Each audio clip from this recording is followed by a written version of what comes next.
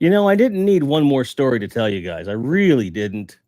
But here we go. So, welcome to the show. Thank you for being here. Gojitron's already here. He's in the back. I wanted to address you guys before we got started. So, thank you. Thank you for watching. I really appreciate that. It's been 3 months. I wouldn't have been surprised if no one showed up at all. Because, YouTube algorithm is what it is, and that's okay. So, I was supposed to be in the toy room, and I was. We were going to go live from the toy room. It was going to be great. And that computer is coming up on 10 years old, and I've got too much stuff, too much USB stuff plugged into it. And it's going nuts, to say the least. I couldn't get my keyboard to be recognized for more than 2 seconds. I couldn't even type to you guys that I was running late. Thank goodness Carl was here and fixed that part of the problem. Just nuts. Luckily, this computer we have in the living room is much more powerful and much more reliable. So I don't anticipate any further technical problems of that sort moving forward. So I apologize for the lateness, and I certainly apologize for being 3 months away. I'm going to give you guys the Cliff Notes version of where I've been and what I've been doing. Some of you know, some of you don't. So, in May, I intended to take a couple weeks off just to take a break because I felt like I needed it. And I did. It was my birthday month, and I spent literally the entire month, and you can ask Lauren, she'll confirm this, researching, measuring, researching, remeasuring, making sure that everything I wanted to do for my birthday month, which was upgrading this living room, electronically speaking, happened. Took the whole month between making sure I was ready, and then when we had allocated the proper amount of money, then paying for everything, waiting for things to ship, setting things up. There's still some things I haven't set up yet, to be honest. But this computer was among them. It's a mini PC. It's about this big, no bigger than that. And then I have a graphics card attached to it on the external. So it's way more powerful than the original Grindzilla. Fits real snugly, in the entertainment center. It's awesome. I can do anything from it. I've got the same camera here that I do in there. It's bought another one, have it on a gimbal here by the couch. So we could record content, because we've always said we're going to do like reaction videos and stuff. We just haven't gotten around to doing it. So set all that up. Really happy. Got a PS5 in the process. Super stoked to have that. And then out of nowhere, Laura and I both get some kind of virus. We don't know what it was, except we know it's not COVID. And during that process, I was down for about 2 weeks, like down pretty bad. Came out of it, was okay. Had some a lot of leg pain. But as part of that, the edema I've been suffering from for a couple years started to drain. And I got worried a little bit, and then it drained. Skin started to clear up.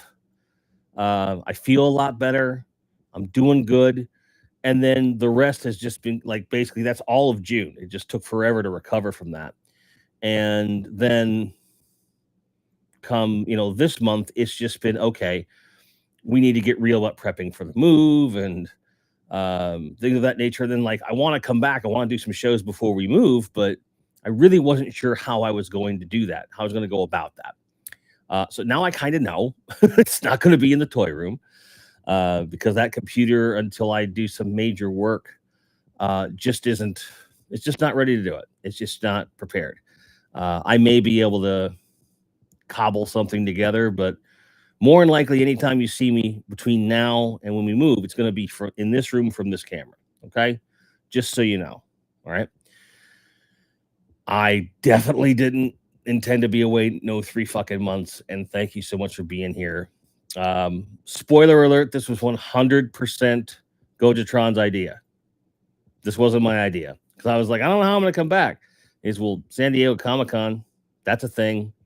Why don't we just do a show for that? And if you need me to come on, I'll, totally give him all the credit for that. So thank him as well. I'm gonna catch a couple comments and we'll bring him in. Matter of fact, I'll bring him in, then we'll catch some comments. All right, Gojitron is here. Thank you, sir, for being here. Hi, YouTube. If you guys want to look at toys, then I'm in my toy room, so we're good. Right. I mean, the best I can do is it's grabbing random stuff that's piled here because it won't fit in the toy rooms. Like I have a Constructicon just hanging out here. I got I'd have to move a couple things, but I got my mutant module right next to me. You know, it's pretty, in terms of the evolution of the Grindhead Gym toy display. Like there's a video I want to make that's called I Give Up on My Toy Display because I have to give up because I have to pack it and move. You know, so it's going to be a clickbait spoiler, but boy, is it going to be fun to read the comments from the people that don't watch my shit. It's going to be so much fun. It's going to be good. It's going to be good. Man, you guys have been talking. Thank you so much. Yes, they're very active. They're all fighting for the #1 spot right now. You all are #1 in my book, so you all win. Okay, great. I see Ian, World Made of Cardboard, Boba Hicks, Bjorn, yourself, sir. I see Jason Garcia. I see Joneser. Welcome back. I see Billy Wifta. Am I missing anybody? Melvor.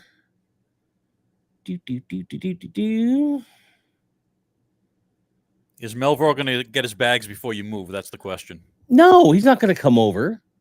And I'm not going to him. Sorry. I told Lauren, I said, look, we're just going to pack them and I'll ship them to him. And to add insult to injury, I'll ship them to the Game Chasers P.O. box, which actually goes to Billy and Jay. And they never tell Melvor when stuff comes for him. So revenge is sweet. Yes. Dish best served cold. I see Nolan and who else? Lissa Gal, hi. And if I've missed anybody that's more recent, I apologize. Not trying to do that. I see a lot of really, really, really nice things being said there. I don't have time to pull everything up because we got a lot to talk about. Between me being gone for 3 months and then we got San Diego Comic-Con and shit, we got a lot of stuff. Based upon the title card, I'm sure you guys know we're going to mainly talk about Mattel and the Superpowers line and all that stuff. And then there's some Hasbro stuff in there as well. I don't think it's particularly cute to go through every single reveal. If you're here to get every single reveal from every single toy company, then you're in the wrong place. That's not what we're here to do. I wasn't there. Chad was there. Chad did a great recap yesterday, right? So check him out. And he did content on everything. On his Facebook, I believe, and Instagram as well. He just did this great bullet point. So it's all there, right? So I just want to talk about what I want to talk about.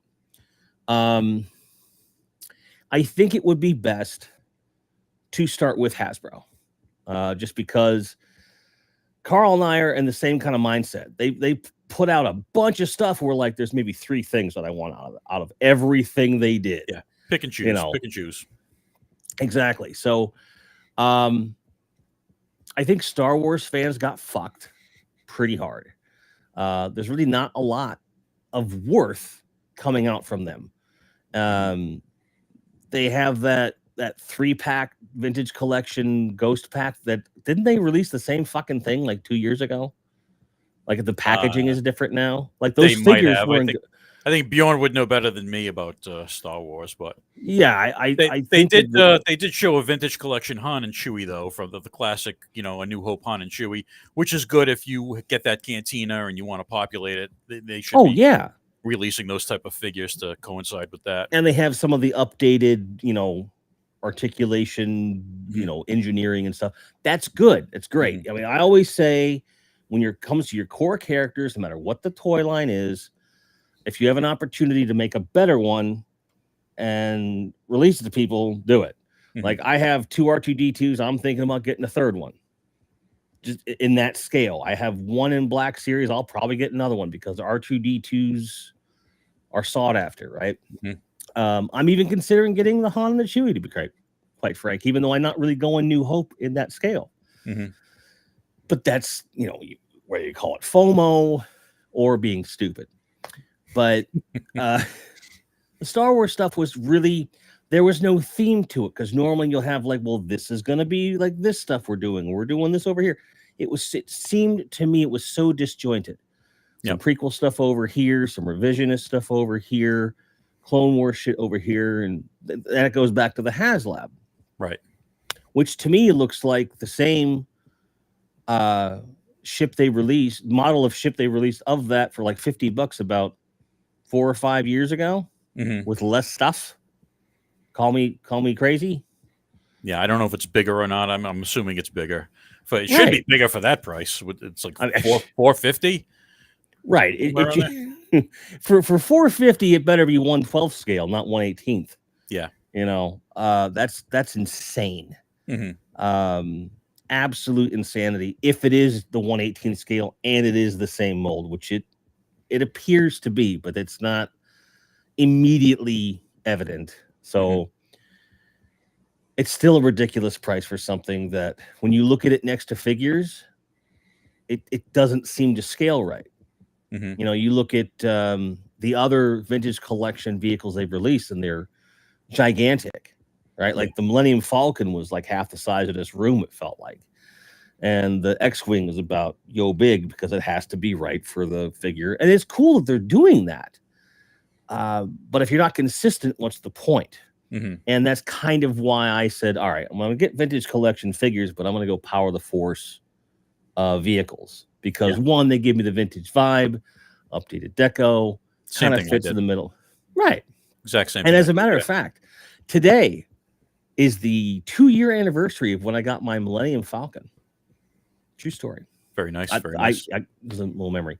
Yeah. When they revealed that vintage collection Darth Vader TIE Fighter, and I saw the price of $140, I was like, I need a Darth Vader TIE Fighter, but screw that price. So I went on eBay and I got a Power of the Force 2 one for $40 complete. So in the box? Not in the box, loose. Okay. I don't need the box. Well, still, I don't need the box either, but when I can get it, I do. Yeah. Because I'm getting kind of wary of when they say complete now. Not that I've never really been burned per se.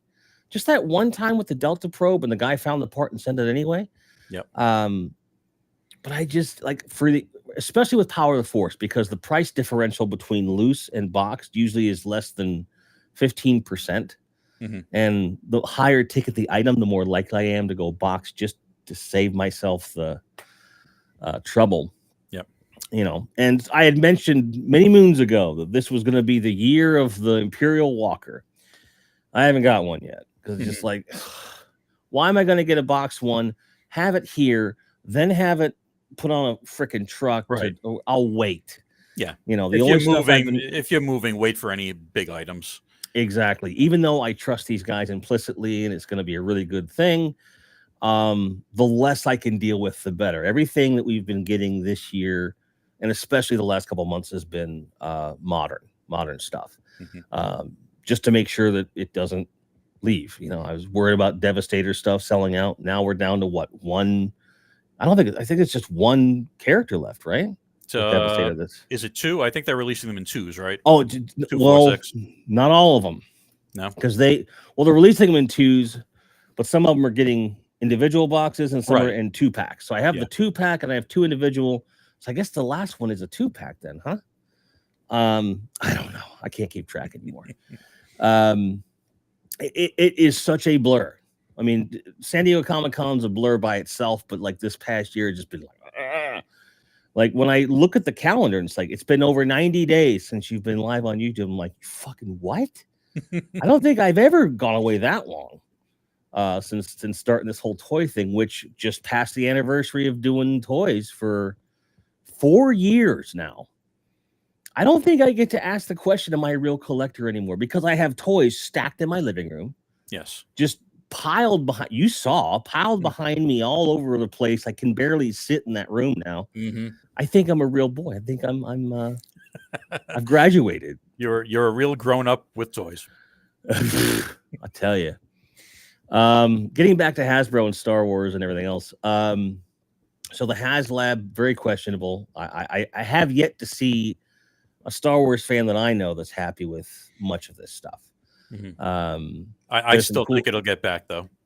We always doubt these Star Wars HasLabs, and in the vintage collection at least, they always seem to get back. The Rancor for the Black Series didn't, but the vintage collection always seems to get back because that's everyone's preferred scale, I think. Well, most people's preferred scale.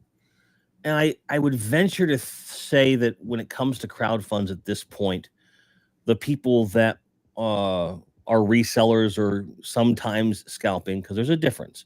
If you're reselling or scalping, I think they just don't care. They just buy up as much as they can, knowing that even if, the average person that like Star Wars won't buy it, FOMO will catch up if it does get funded, and they'll eventually want one, which is a smart thing to do. It's, it is the way of things. We'll get to another couple prominent crowd funds here a little bit later, and because I got things to say about it. So Star Wars kind of all over the place, a little hit or miss, and really just not for me. And I would argue not for most fans, because they're just, maybe there's one or two things that are good, like the Han Solo and the Chewbacca and everything. But it doesn't feel like there's any one complete wave of anything. It just doesn't jibe. So Star Wars guys, I apologize that you kind of got fucked. Hasbro makes Transformers, I guess. It wasn't the best showing. There was a lot of stuff, but nothing that was like, oh, like nothing crazy from my perspective. What was your takeaway from it? Transformers? There was, it seemed like they were going further into completing different subgroups, different teams that people have been asking for. So you got Sure Shot from the original Target Masters. I think he's the third one that needs to be done. You got Quick Strike from Beast Wars, which I've been wanting. They haven't done the entire main cast of Beast Wars yet. That's Quick Strike gets them one figure closer. They're doing Big Convoy, which is what a lot of people have been asking for. That's the Mammoth Optimus Prime from Beast Wars Neo. And they're doing some more studio series like Wind Charger. So they're kind of peppering their releases across all different subgroups and all different interests, trying to catch everybody at once. Not dissimilar from what Star Wars did, which I'm glad, because I saw a lot of people were excited. Like, not everything catches my eye, because I'm not a Beast Wars guy at all. And by the time Headmasters came around, I was like, I wanted them as a kid, but then when I saw them in person, I was like, glad I avoided that. It just wasn't my thing. I'm very focused on that G1 up until the movie and just after the movie, and I'm good. I'm that guy, right? So by certain standards, I'm not a real collector, which is a real fan or whatever you want to call it. Fuck that shit. But it's nice to see people excited. But again, it just, there wasn't, like, you can tell. I think if there's a theme across most of these larger company reveals, it's, wow, we better pull out all the stops because our sales are dwindling because they're not going for these repaints anymore. So we better just give them a couple things we can afford to do, because, oh shit, that blue Grimlock didn't sell. Well, let's put out the actual paint of the actual version they want back again, because it's been 5 years. Like, that would have been a surprise, right? I don't understand, especially with Transformers, like the amount of repaints that people don't ask for. Like, there's so many repaints of, it feels like the middle school bus ride to school, where it's like, man, like, look how he looks in the comic book. Be kind of cool if they put one out like this. Well, yeah. So you put them out in a limited quantity. You don't plaster Target with them. One out of 5, if you're lucky, fans will even pick it up, let alone buy it. Yeah, a lot of the repaints have been going to Target and Amazon, so it's not like they're wide release. So they're mostly exclusives. But some of them have been good, and some of them have remolded parts to make them into different characters. So I'm okay with that. That's like a Transformers tradition going all the way back to the beginning, having repaints starting off with the 3 original jets. So it's, Transformers fans are pretty much used to that. And I think the overall theme with this current batch of Transformers is the the 13 primes. So they're doing the 13 primes and then kind of sprinkling in characters from all other generations to try to keep everybody happy. Give them, Beast Wars fans a little bit of something, and animated fans a little bit of something, and keep going like that. Which isn't a terrible strategy. And for example, like I'm really excited about what was it, Thundercracker, and we'll get Skywarp eventually because I want my Seekers, right? And to see that was really cool. But to a fan like me, it appears like they're disjointed. And as someone like you that has just loved every generation of Transformers and is more knowledgeable, like, oh, I see this art that they're doing, which is great. And I love how your knowledge and calmness is a reflection of my lack of knowledge and coming to the show with a bit of I'm pissed off right now. Yeah. So one thing I did notice, which is a rumor which is now confirmed by their reveals, is they're getting rid of the core class. So the little Transformers that you started out with your current collection, those are no more. So I figured they hadn't announced anything in like a year. But the collection that is out there, especially if you like the G1 characters, is great. It's really cool. And it's nice to know that I don't have to jockey for them anymore. I have just about every character I could want that they released. And it's a nice little diorama with my Unicron. So it all works out. I was not looking forward to having duplicate sets, but my Studio Series Voyager class was supposed to be the highlights reel. Now, pretty much going after like whole cast of characters. I'm probably going to get like multiple Sharkticons, and I'm going to be that guy a little bit. Because it got good to me. Like I really like the way these things look, especially once that's the thing. Earlier, was it earlier this year, last year? I don't fucking remember. Whenever it happened months ago, and I finally started getting my Voyager class Studio Series Transformers out of the box and putting them on the shelf.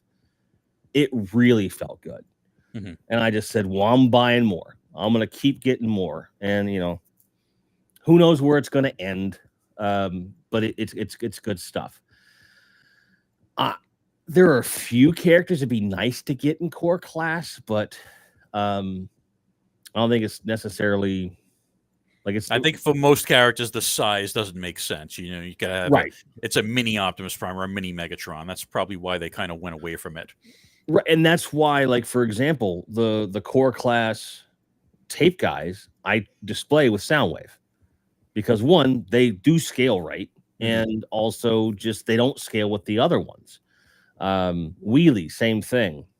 So like when I get the Grimlock reissue, I'll probably just take the wheelie they have in there and just be like, hey, you go over here, you're kind of chintzy, and then kind of go in that direction. But at least it gives me that option. I think that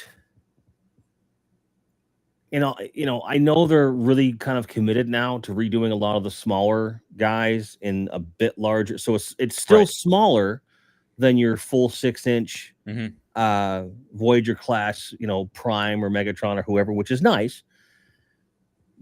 But you're getting, a half-size figure for full price in these minis. Core class would have been a better route to go. If you could take all those guys who were the minis and just put them out in a core class size, I think it would have checked more boxes. But never say never. But I'm looking at they pretty much did that in previous lines. They've done. Did they? Yeah, the thing that was before core class was called basic, and they did do, I think, pretty much all the mini bots or most of them in that smaller size. Really? Okay. So, yeah. Well, see, didn't F me in the A, I guess.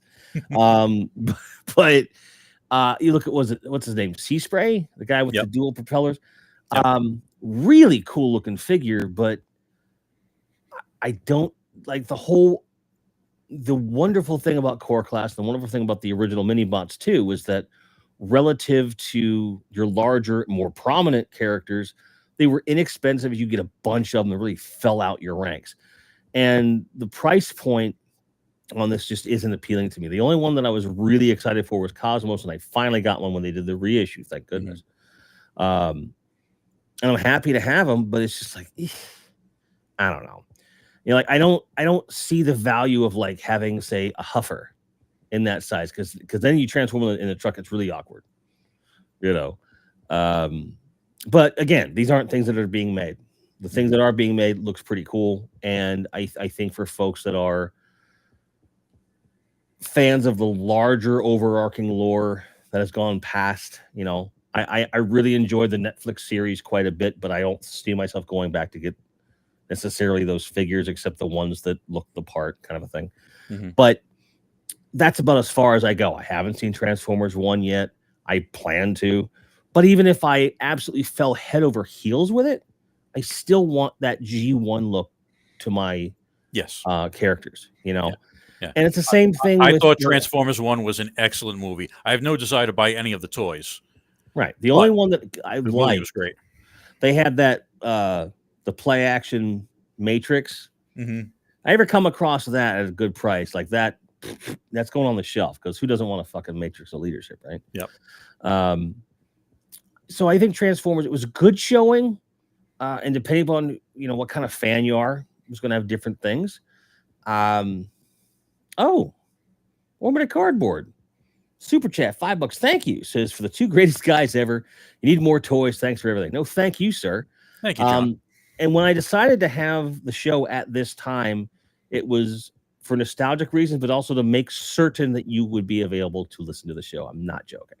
So I'm really glad you're here. You didn't have to pay me, Jesus, but thank you very much. Mudhorn, aka Ian Sweeney, says Yellow Parks recently announced the AMK Pro Soundwave Bumblebee from the Bumblebee movie, I guess. Looks amazing, and I have high hopes for the G1 version when eventually sees light of day. They just did a G1 Soundwave in Voyager scale that came with, like, in that 3-pack. And then they also did a separate one that came with 2 tapes. Came with Laserbeak and somebody else. They just a couple months back. So Soundwave is getting some love. I didn't get either of those.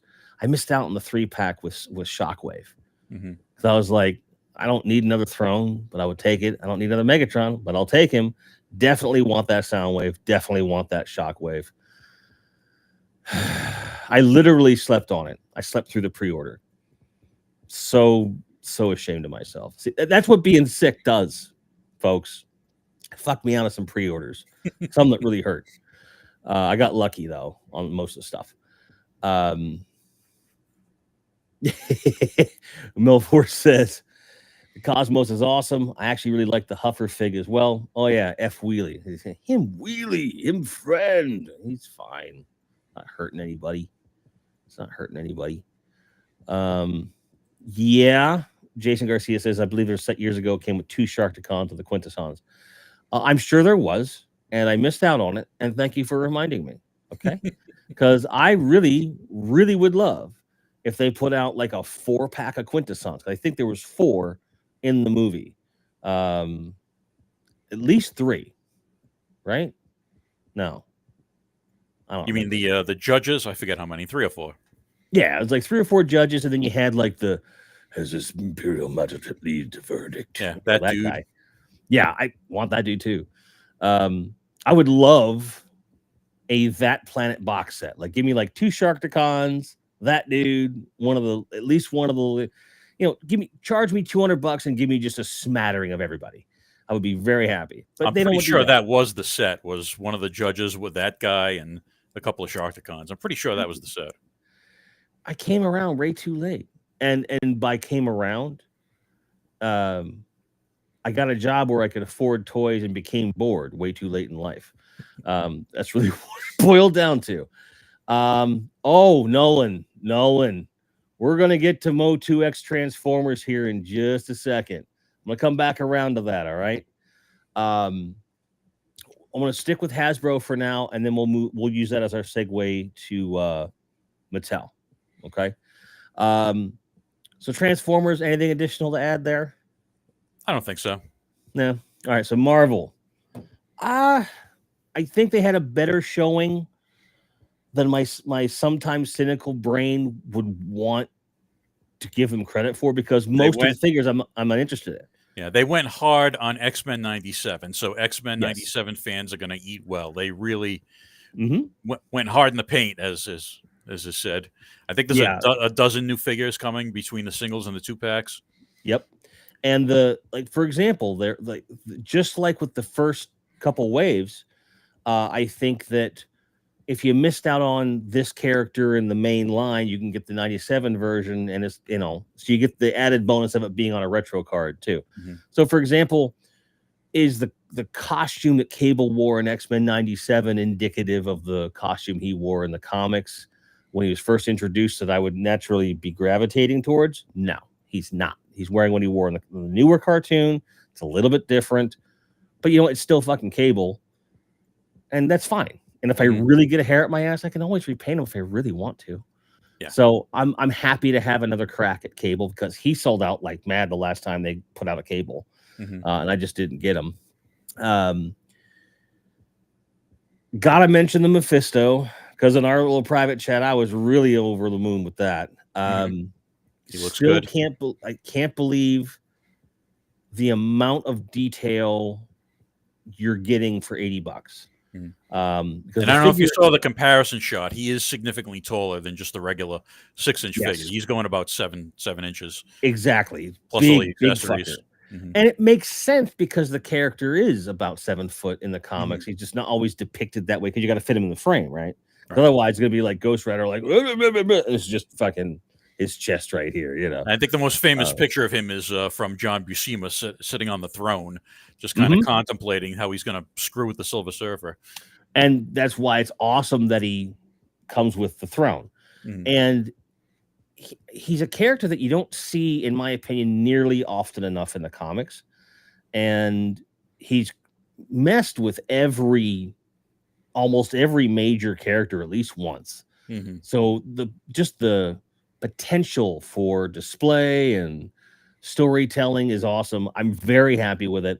I'd be happier if he was like $65 with the throne.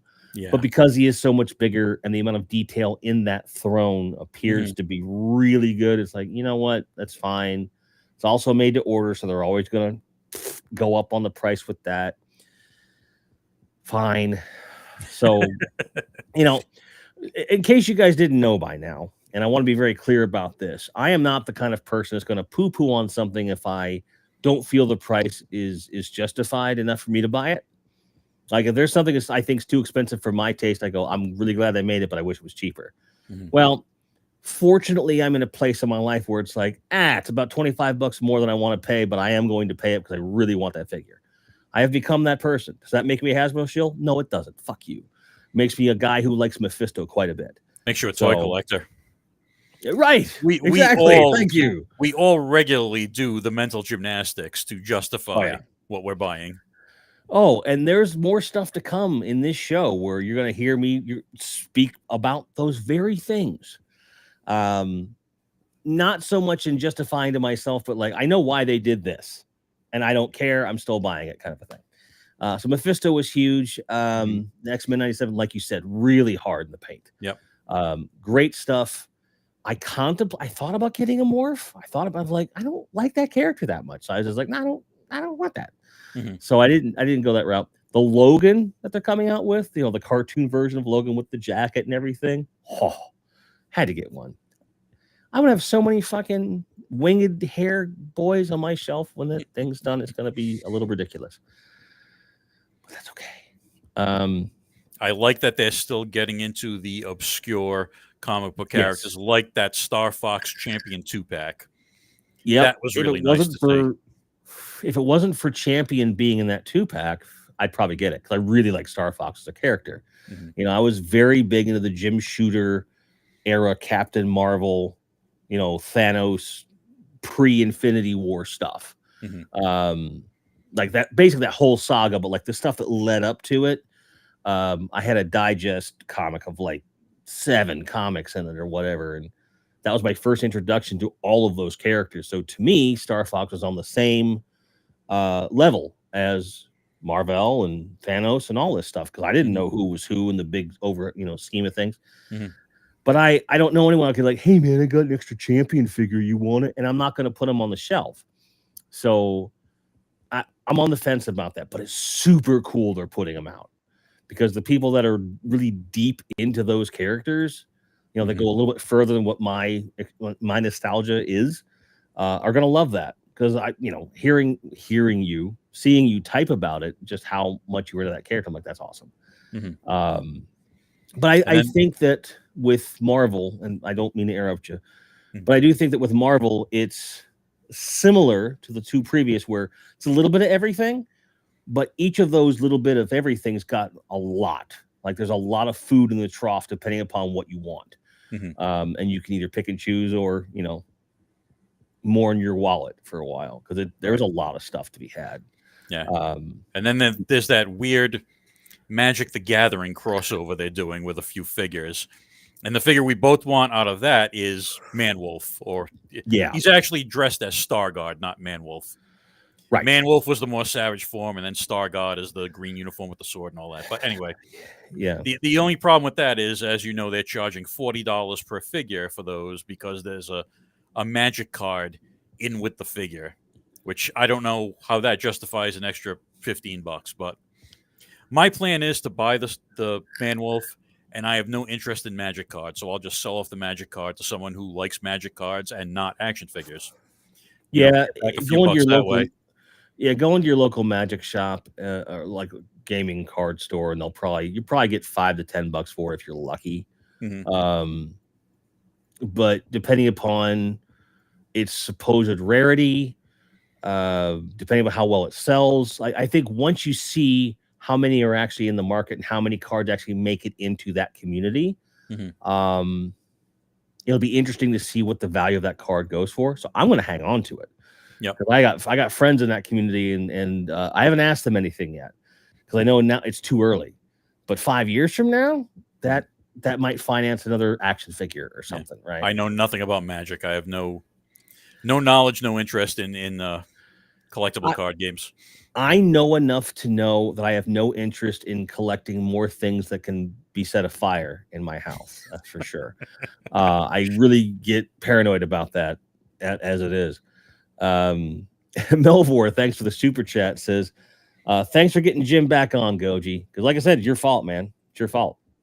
I'd have been making excuses until October and be like, well, I got to do a farewell show, I guess, you know. So now I'm back on, and the bug has bitten, because I got really excited for this. I just gently nudged you. Yeah. If by gently nudge to us as Gen Xers is a bit different, right?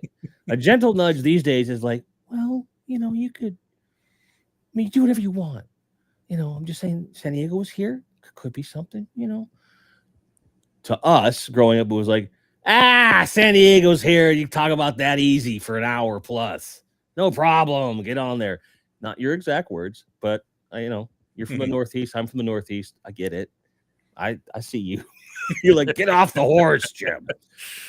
I was really, part of the reason I was so pissed coming in was like, the main reason I'm excited about doing the show was getting off this couch. Because during the illness, like, it was just easier for me to be on the couch so I could be close to the bathroom and stuff. And so I spent a lot of time in the living room more than ever. And it's like, I get to get off this couch and be in a different room and see my toys. And then the computer's fucked. So, you know. It's like Jurassic Park. We're back in the car again. Yeah. Maybe it's just me, but you have a robot voice. I'm going to see if I can fix it, because if they haven't complained about it yet, so that means it's probably just me. So I'm going to try something. All right, say something. Hello, hello. Yeah, it was just me. Okay, great. Okay. That was just me. All right.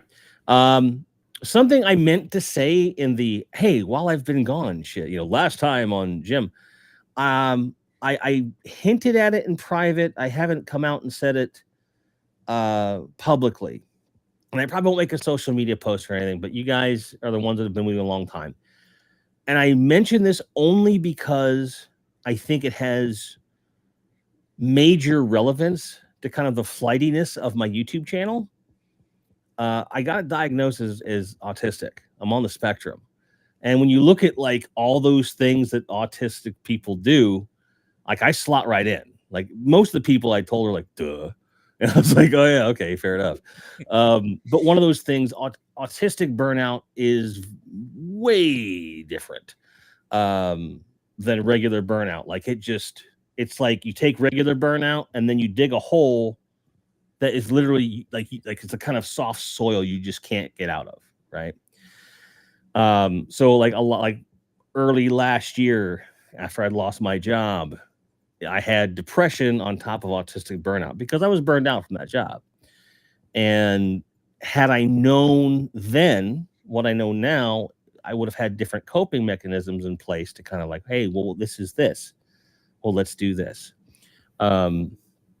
So if anyone watching this channel or has ever watched this channel thought, holy shit, this guy's really going hard when I first started collecting toys, because I did. I just took all of my focus and put it on there. It wasn't because I'm some super person. It's because I'm autistic, and that's just what I do when I get interested in something. It's just what happens. So I'm not going to be putting it on branding like Grindhead Jim, the autistic guy. Like, it's not going to be that thing.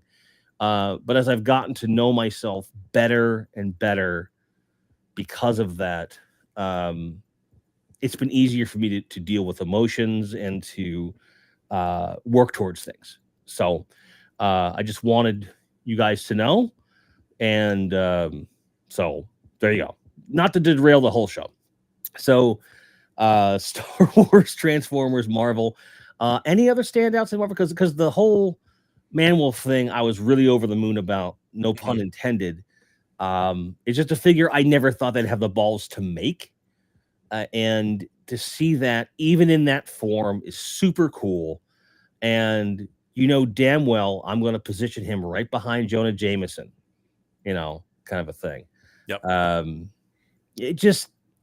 It's like I said in chat the other day. Like, anytime I hear about, I forget his name. Is it John Jameson? Is his name? John, yeah. Yeah. Anytime I hear John Jameson in like mainstream media or like the movies or whatever, I'm like, ooh, like we can get a Man-Wolf. Never gonna happen. And I think if you'd have let Raimi go long enough, he'd have done that. Probably. Because he did introduce the character in the second movie. Mm-hmm.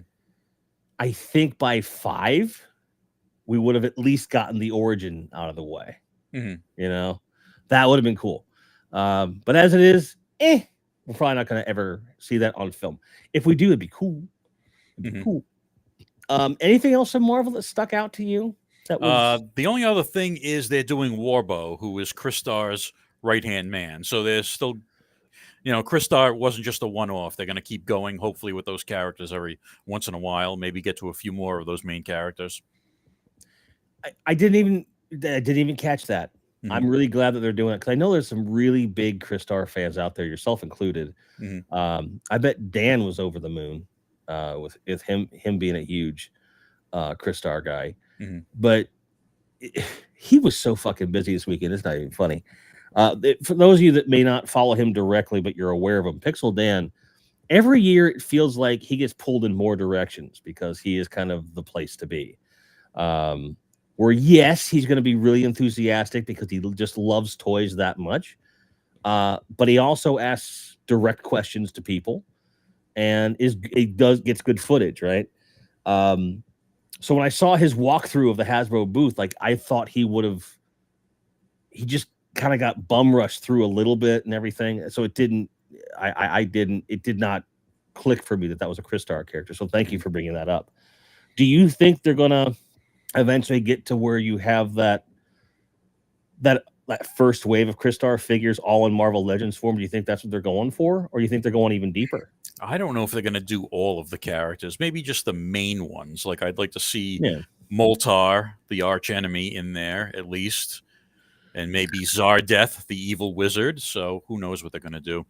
But I know Chris Starr and Warbow were both in Secret Wars, the last Secret Wars miniseries. So that's probably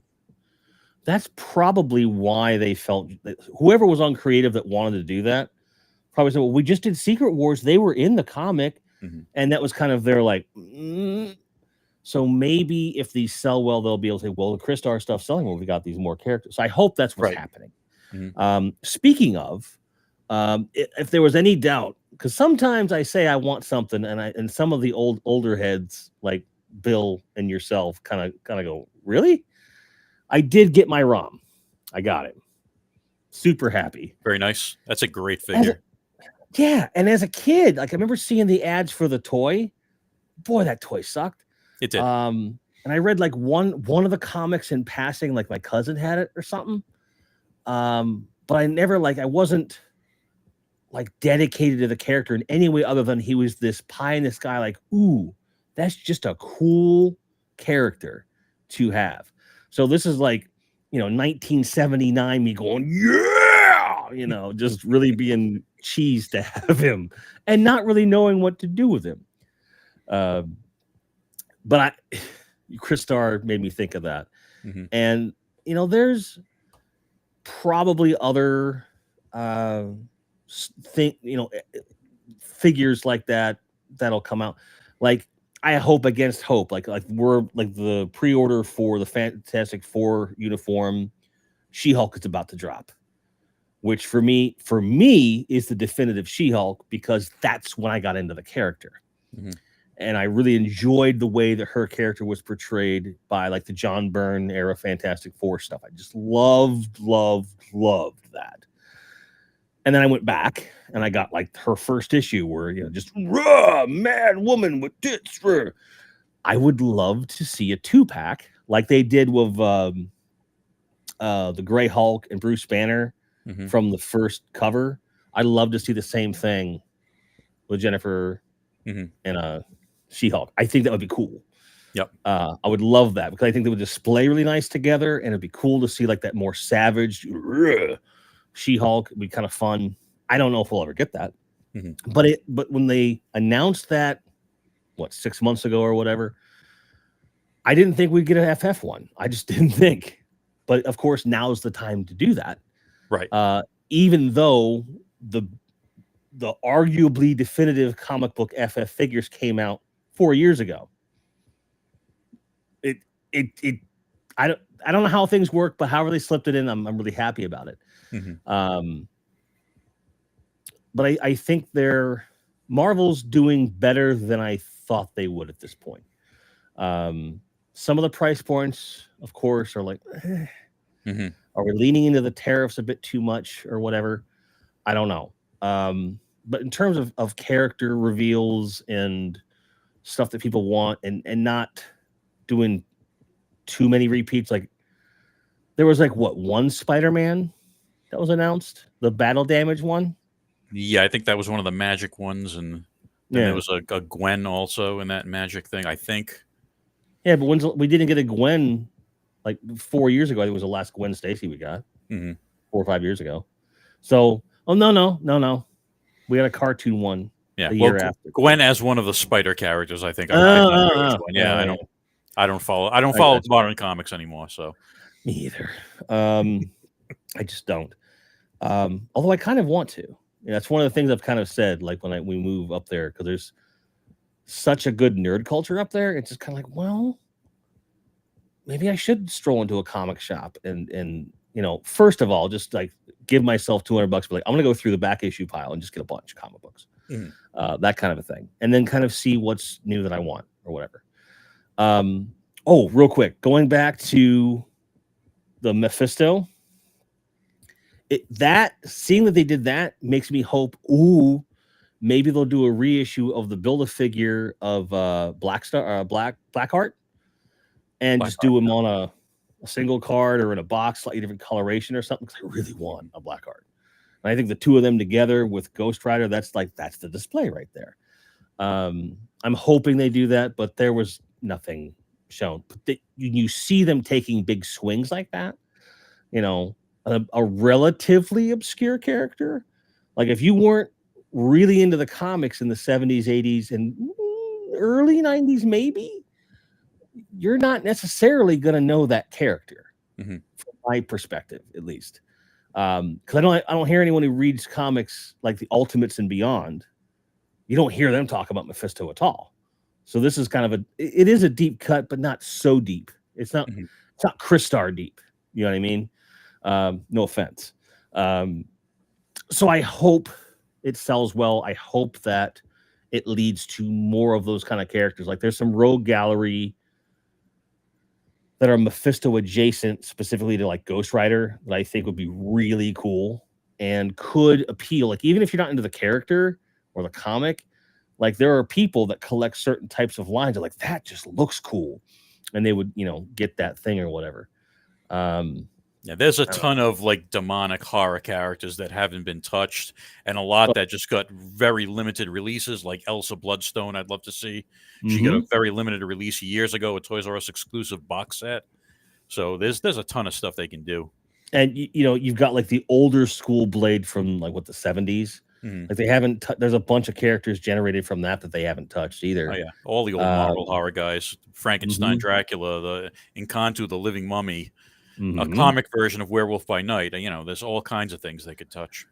And I have a feeling that maybe Mephisto is like, well, if this sells well, maybe we can dive into that a little bit. And there's more shows before the end of the year, and they always have reveals to show. So it's like, okay. I was impressed by the Gamerverse line that they're going like the Marvel versus Capcom stuff a bit harder. And I was mistaken. I thought it was Shuma Gorath, which is the character from Marvel Superheroes. It's the same character model, but it's a different paint, and they named the character something different. Missed out on him. Apparently everyone likes their fucking tentacles. Crazy. Did you manage to get one of them? I did not want one of those, no. Oh. Not in the tentacles. I'm not surprised. Not into giant eyeballs with tentacles. That's fair. Billy Wiftus with a $4.99 super chat. Thank you. Says, good to see you back. Good to be seen. Very good to be seen. Ian's like, I don't know about Crystar, but dragons, count me in. I mean, same. I love dragons. One of the things I was really looking forward to showing you guys was that I got Lauren a boxed Fell Beast from Lord of the Rings a couple of weeks. Well, it feels like a couple of weeks, but it's been like a month. And it's glorious. It's huge. It's not even put together yet because it's in the box yet, of course. But the box is this big, so the tail is like it's a huge thing.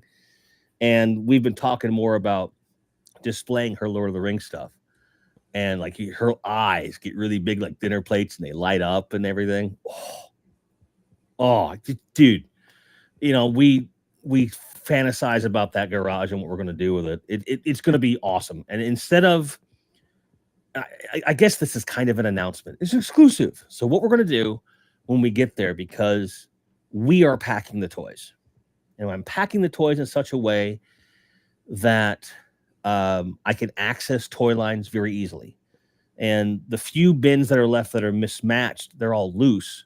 So it'll be like, okay, these mismatched bins will be right here. I want to go after Marvel today. So I pull out the Marvel, depackage, start putting stuff on the shelf, go in there, sort stuff and everything. Those are going to be live streams. Some of them are going to be video series. And it's going to be a tour in progress. So a lot of you guys have asked for a tour of the current toy room. I can't do it. Boxes are blocking half the goddamn shelves, and I can't get the camera in there. It's not worth it. I'll do some photography so we have it for posterity. But to make up for that, and also just to kind of do things the way I've always wanted to, building up that toy room is going to be a process, and we're going to film and be involved with the whole process because I can do it at my pace when I want to and not feel like I'm cramped or fucking up anything because it's so big.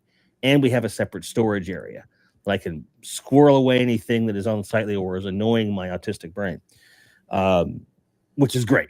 Just having space to work is the biggest thing. That room is big in there, but not when you put all those toys stacked up like skyscrapers. So it's that is the plan, because coming in here and saying, oh, I'll have the toy room done in a week. No, it's still not done. So the idea of, okay, I've got a certain amount of stuff that I definitely have a plan for, and I want to put those things out. And then there's going to be a certain amount of the toys. Like I have all this space. I don't quite know what I want to do. So like the process of how do I decide what these are going to be, you guys will be part of that process. So it'll be fun. I promise it'll be fun. And I'm not going to just be like filming up against a concrete wall for 6 months going, I'll get the shelves up. No, that's not going to happen because the shelves are already built. There are toys ready to display. It's just a question of which ones I tackle first. It'll be good. Bill said he missed Grindhead Jim on the Mondays. I missed you guys. I missed that ritual of things. Some of those things, like, it's weird.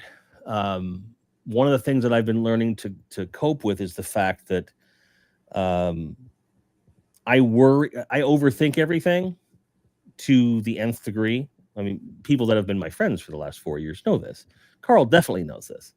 But I get in my own head to the point where it's like, well, I don't really have anything to say. Why bother? Meanwhile, we've been here for almost an hour, and we're not even close to being done, frankly, with the San Diego Comic-Con shit. So I need to probably shut up, move on.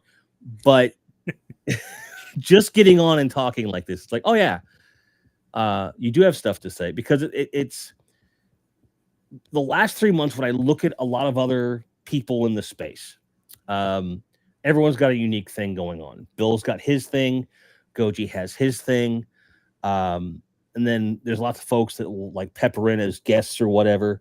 Chad's doing his thing, especially now that he's retired. You know, thank goodness for him. I'm glad he's safe, having a good time. Whatever that fracas was with him and whoever at San Diego, I don't know anything about. Don't ask me. But apparently people are jerks at these conventions, and I don't understand why. But you see all these different ways of doing things and interacting and engaging with toys and the fans and everything. And I think what I bring unique to the table is that I really, really like what I like. And the stuff I don't like, I just don't talk about that often, or I blow it off very quickly. I hopefully tend not to dwell too much on the negative, focus on what I think is positive, but not in the way that a lot of these assholes do it, where they're like apologizing for companies for making shit decisions. I'm never going to apologize for one of those companies, but I'm also not going to break my neck lambasting them and telling them, you should do this and that. That's not my place. There's other guys that do it way better than me. I like to think you guys come here because I'm a guy who is legitimately excited about collecting, legitimately excited about the properties that I collect. And I like to have that sense of community around you guys. I know that's a C word to some people. I don't give a shit. This is my place. You know, this is us. And I'm really grateful for you guys. So thank you for being here. Nothing wrong with having a community. No, nothing at all. Absolutely not. Joneser says, Beast. Why no Beast? They did a comic accurate, but also cartoon accurate Beast a year and a half ago or so. No, 2 years ago. And he came with like a lab coat and shit. I could have sworn they had a repaint of him that came out with the first or second wave, too. It may have been more than 2 years ago. That was a while ago. That was on the X-Men retro card, but not the X-Men 97 card. So that was a little while ago. Oh shit, yeah. See, I still was living at the hotel when I received that. So yeah, that would have been 22 at the latest when it came out. So it would have been at least 3 years ago. You're right. It's definitely time for a reissue. Well, I guess I'm going to have to entertain. What? Okay, you froze for a minute. Oh goodness. Sorry about that. It's time for a repaint of that. You can just take that figure, do a slight repaint on it, keep the same soft goods, lab coat, and call it a day. Because that was a perfect Beast figure. But he did not sell out. He's, as far as I know, second market. He's not crazy expensive to get. So if you go looking for the retro card Beast, that might fix the problem for you. But I don't know if they're going to be, he is pricey. Okay. Manic Plastic saying he is pricey. He wasn't for a while, so I'm sorry about that. Maybe we can look through the grapevine and see if someone has an extra one. I might have an extra one. Who knows? I've bought doubles I didn't even know about. I've got doubles floating through this house that you wouldn't believe. I have doubles from 2021. I don't know where they are. I know I have them, but they're somewhere. It's crazy. Billy Wifta with a comment says, Jim, we like listening to you. You have a way with words, the ability to speak eloquently. And I say fuck a lot. So, and you're real. We can feel your passion. I appreciate that. I mean, if that's the reason, that's awesome. Now that I've had my diagnosis, is like I am biologically incapable of being false. Like that's an autistic thing. Like I'm just direct to a fault. I've hurt people's feelings that way. And I look back at certain things that have happened. I'm like, oh shit, that's because I'm autistic. That's fucked up. Because I understand now why the person was hurt. But at the time I was like, huh? It's funny. It is really interesting to be 48 and look back at your life and go, oh shit, I shouldn't have said that. Funny ass shit. Yeah, the one with the lab coat's good. He's over $100 now.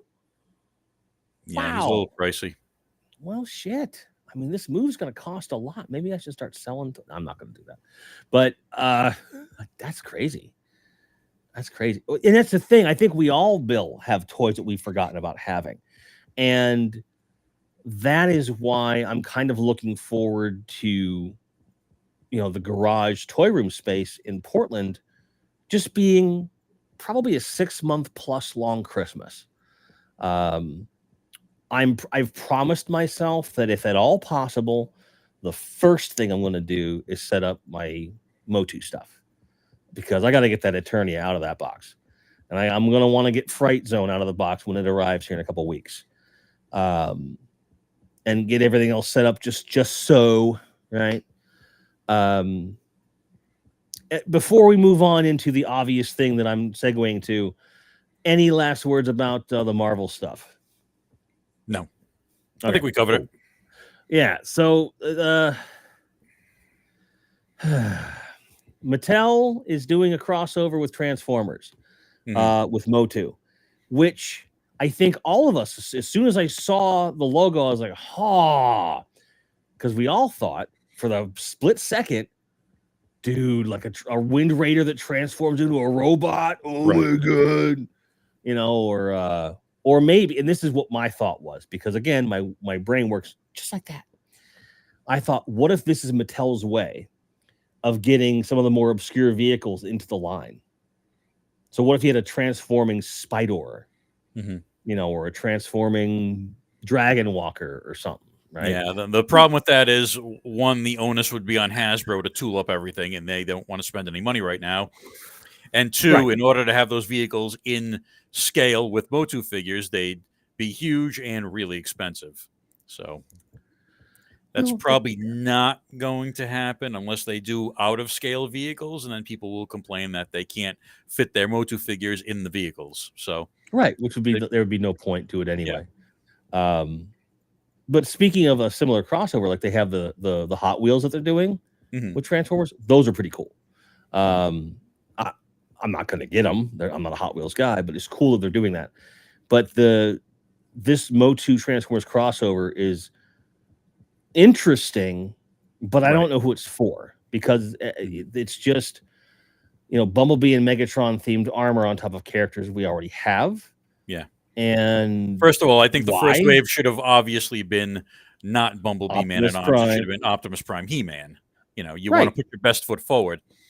And I looked at those and I said, those are kind of cool. And then when I went to the listing at Target, I assumed they would be like $20, like the Motu Thundercats. Nope, $33. Why are those figures $33? That doesn't make any sense. I can tell you why. Because both companies want their cut. Right. That's all. Hasbro's licensing. Yeah. Right. That's all it is. Maybe on clearance, when they do go to clearance, because they probably will. But for $33, no way. Not worth it. Yeah. I would rather spend that $33 on the Spin Master 5 POA Superman line. Get that whole wave Like Right. that 60 for $66, you can basically get the entire wave of those figures, which are listed on Target now. Should be going up for shipping pretty soon. Actually, those are only $8 each, so you can get the whole wave for $48. There you go. See, they're only $7.99. Really? I didn't know that. Yeah, that's fucking nuts. Mm-hmm. Spin Master knocking it out of the park. And I'll come back to those, but sorry, brain jumping around. A lot to talk about. So yeah, the crossover with the Transformers. Look, if you're gonna do crossovers, that is not the one that I thought they should do. Not that I think they should do any more. They put out this is so stupid of them too. They put out for Club Grayskull members, of which I am one. Video is coming up on. It was Club Grayskull worth it? Spoilers. The answer is yes, very much so. For me, but for members, they had this poll go up, and it was about crossovers. What do you want to see? Anything is possible. And I used every avenue within that poll at my disposal to say, we don't want any more. We want the vintage figures. Right. You want to go nuts with like imagined stuff and out there things, that's fine. I'd love to see it. I'll probably buy a lot of them, but I'm not going to be enthused about this shit until you stop stalling on the vintage, because it's enough. Okay? It's enough. Now, granted, with the Origin stuff that is coming out, we got some really good things that show a sign of good faith. Dragstore, because I saw the Masterverse first too and thought, oh, these assholes. Yeah. Then I saw the Origins like the day after we talked about it. I was like, oh, well, at least they weren't stupid. They said, well, let's do both. And Dragstore is he has the ripcord. Like the Road Ripper did not have that, but they do have it with him. So it's like they're listening. They're actually listening. My thing, though, and finding out about this will determine how many of him I buy. If you can take arms off and like all the regular parts can be removed and shit, like if the legs work on the same ball peens, you can kind of like boil and pop those too. So you're just left with the mechanism of his chest. I will buy two, because then I'll just want to like just have different characters just zipping across the floor, because like, why not? It's cool. I was very surprised pleasantly when I saw him. The She-Ra Swiftwind 2-pack. Yes. Masterstroke. And for anyone who says, oh, another She-Ra, very simple. They gave her a cloth cape, and a slightly different deco. But it's the cloth cape, which is the big deal, because she'd be able to ride the damn horse. If they release Swiftwind without a She-Ra with a cloth cape, y'all would try to put your She-Ra on there and she wouldn't fit, and you'd be mad as fuck.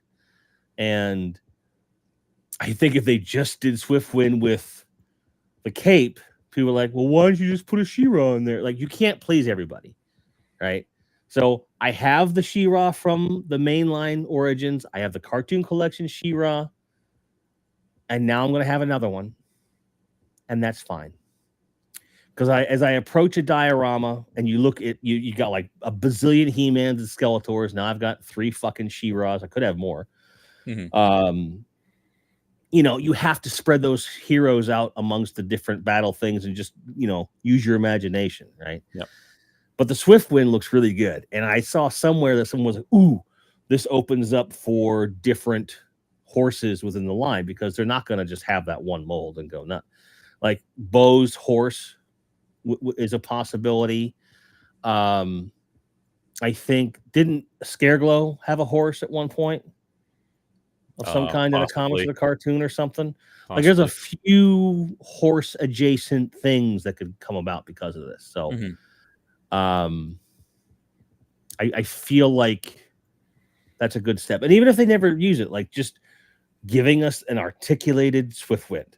So like, even if you're not an Origins collector and you like the old She-Ra stuff, it's like, well, you buy this, you get a much better Swiftwind for your money. It's not going to break if you drop it on the fucking floor. Never mind the fact that it's going to devalue all of my vintage She-Ra toys that I keep meaning to sell. But that's all right. Really cool with that. Cartoon collection wise, there wasn't a ton. Well, they're showing a 2000X cartoon collection. And my thoughts on that were, have they made enough characters in the Filmation cartoon collection to justify jumping to 2000X? No, I don't think that they mean for it to come across that way. Because they've said that they're going to bring out more and more characters as they can. The way I heard it described in multiple interviews with the brand manager in the booth was that this was something that's adjacent to cartoon, adjacent to the main Origins line. It's kind of it's separate, but it works on the same principles as interchangeable and all that stuff. Right. And they want, and as you can see, they put out a fuckload of characters up front, which for most people, I would assume if you're a 2000X person, that's a good, taste test. Like you get all those and you're probably going to be happy for a hot minute. Mm-hmm. So for those that maybe are like, I want 2000X, this shuts them up. And then you can still pepper through the stuff you need to finish with Cartoon Collection, Origins, all this other stuff. And then I think towards middle to end of next year, they'll start announcing more 2000X stuff, but not as aggressive because they've got so much stuff that's already on the shelf for 2000X. It's not for me. I'm not buying them. My wallet is so happy. It just means that when they do Mattel Creations releases like they've been doing at a pretty substantially fast clip, been very impressed with the fact that it seems every month they've got something, and most of the time it's worth getting Mattel Creations wise for Origins, and I like it. I like what I've got this year. Mm-hmm. That Stingor looks pretty good. I'll be getting him, the Scorpion dude. But great. Saying that, Stingor looks great. They're coming out with Dragstore, great. Those of us waiting for the original characters to be redone are still getting very frustrated. Where's a general release? Too bad. Where's Where's Multibot? Where's there's 8 or 9 characters left that they can be doing, and they should be putting those out at like maybe, at SDCC. I would have liked to have seen at least 2, but they only had Dragstore. And I have a feeling that, again, because there's multiple shows left in the year, right? They'll probably save one for New York Comic Con or something like that. Right. I think we'll get the reveal of at least 2 more as far as actual figure reveals, and then probably like concepts or name drops for at least 1 or 2 more that's coming next year. It's just frustrating because with the original characters, it seems it's moving, with all the speed of a slow moving glacier. When they're going to finish this line. Right. And I think that there's a few possibilities there, because if they were to keep up with the current cadence of Mattel Creations release, if they just went for the vintage line, they'd be done by middle of next year if they started next month. And I think that scares them a little bit, and there's not just because there's going to be a drop off of certain people buying figures, I think, but also because then it's going to be, where's this vehicle? Where's that vehicle? And when it comes to tooling costs and things like that, and all of the stuff that goes along with it, if you go Mattel Creations with it, maybe go made to order and do one every 2 or 3 months, it would take a while, but I think it would make sense for both sides of that card. Mm-hmm. But I want to be clear to Mattel. I know they're not watching this, but if they were, we want the figures first. Give us the characters, show us in good faith, and then let's come to the table and figure out what works for everybody as far as vehicles, because there's a lot of good vehicles you're leaving off the shelf. Mm-hmm. There are a lot you can leave in the archive, though. We don't need everything. We really don't. I think putting Battle Bones in that snake layer, good enough. Don't need another one. It's okay. That's fine. Now, if you made a Battle Bones that's fully articulated and can get up on his hind legs and shit and charge less, $50 or less for him, I'm there. I don't think you're going to do that. We don't want you to do that necessarily. Mm-hmm. I think you give us an attack track we can push. Doesn't have to be motorized. Give us the battle ram like you promised 2 years ago. I remember. Give us... I'd like a Mantisaur. A Mantisaur would be good. Spydor, we need a Spydor. Although if they do a Spydor and I buy that, I have to display it in such a way that Lauren doesn't see it when she walks in the room. She's mortified of spiders. I feel, there's a handful. There's probably about 6 to 7 that most people would really like to see. And beyond that is like, well, nice to have, but I understand from a business point of view why you wouldn't redo it. Not to mention that vintage Motu vehicles tend to hold up pretty well and are not that expensive. You can go back and get it. It's not a big deal. And I know we're both waiting for them to finally do the damn dinosaurs. Man. Yeah. And again, Mattel, even if you wanted to cheap out and maybe shrink down your Mega Colossal molds from Jurassic Park and just put the battle armor on them, I think we'd forgive you. I would. It's at least the Tyrannosaurus Rex, right? Save you a little bit of money. I don't mind that much. But you got to start somewhere. Come on. Well, speaking of those, real quick side note, the new Jurassic World Mega Colossals that are coming out, and they have the repaint of the T-Rex, and he's kind of gray. He looks great. Am I going to buy him? Yes, of course I am. But they're learning their own lesson because they're reusing the mold. Original MSRP on that was $60 on the last one they did. This one is coming out at like 45, 50. So it's a substantially lower MSRP because they didn't need to do the tooling. And not a lot of companies do that. I see you. Appreciate that. I like that. So if that's proof of like what reusing molds can do, if that's what it takes to get us to where we get our Motu dinosaurs, I think it'd be okay. Would that bother you if they kind of did that? Yes. Okay. So don't do that. Whatever you do, don't do that, Mattel. Forget I said anything. I want, just like they did Battlecat, Panther, Strider, all those guys, just take their original concepts, add articulation, create new molds. Don't cheap out. Speaking of, because the aesthetic wouldn't match.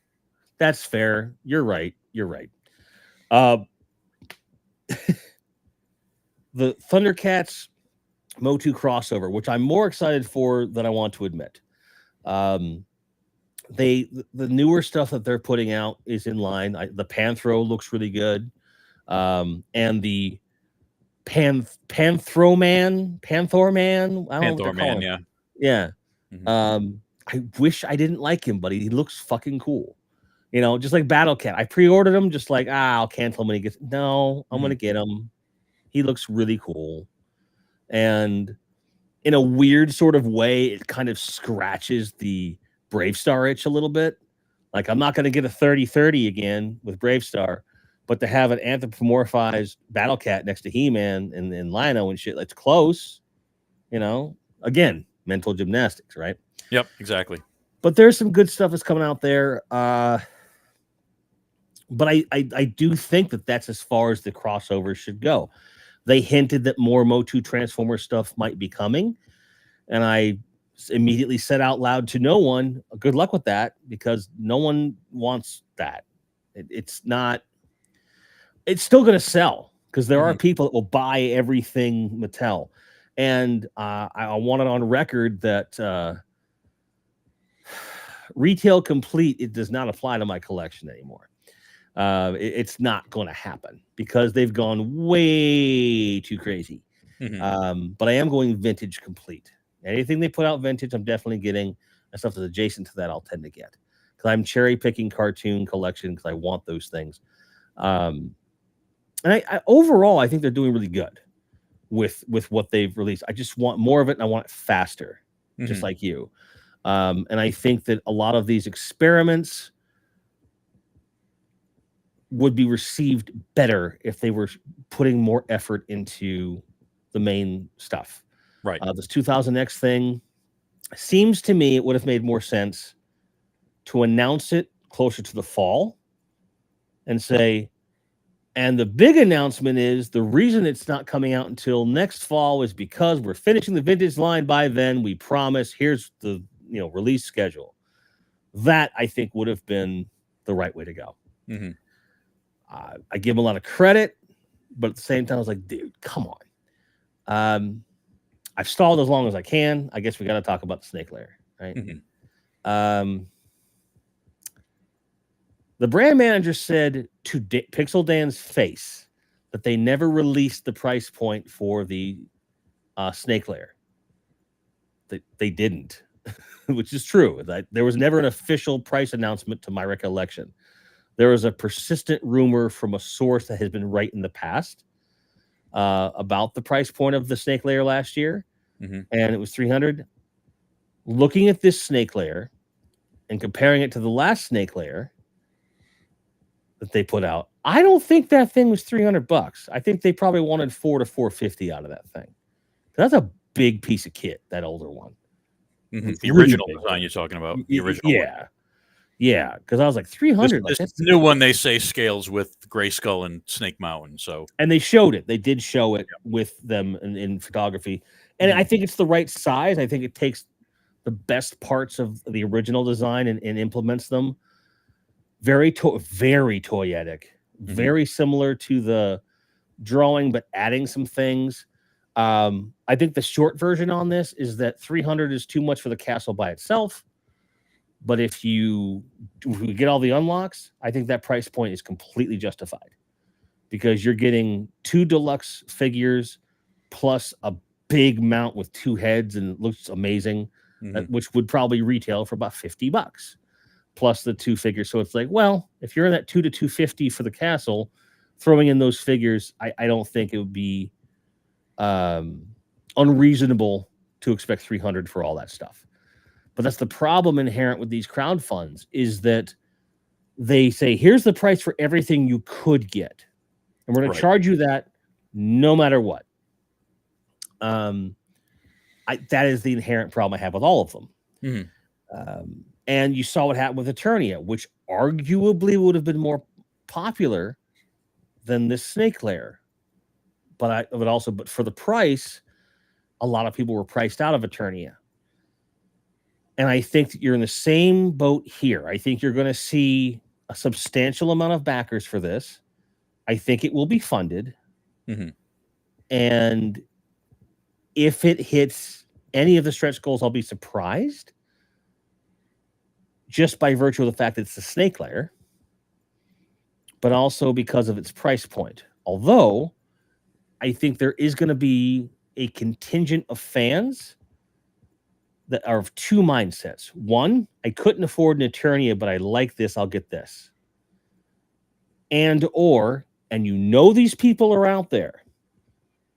And to those people, I understand you, but you don't have to do this. It's like, well, we said we wanted this version. They did it. Oh, I guess we have to buy it. That's kind of... There's going to be some people that do that. But then there's folks like me who legitimately want it and think that if the stretch goals are met, it's worth the price. And if they're not met, I'll just have something to complain about. But like anything else, when it arrives, I'll probably be happy. And it's like, well, fuck it. It doesn't matter. You know, like to a certain point, like I gripe about paying too much for things because I'm cheap. But then they arrive and I'm like, I'm glad we spent the money. Because I don't know if other collectors are like this, and I don't know if you're like this, but I am. There are certain toys that I will buy. I don't like the price, but I want the toy, so I buy it. But everything else in my life, if I can save $1, I will do it, and I will go to lengths to make that happen, so that the toy budget can stay as big as it is. I've also slowed down quite a bit, generally speaking. I'm not getting a dozen figures every other week. It feels like it felt like that for a while, and it's not the case.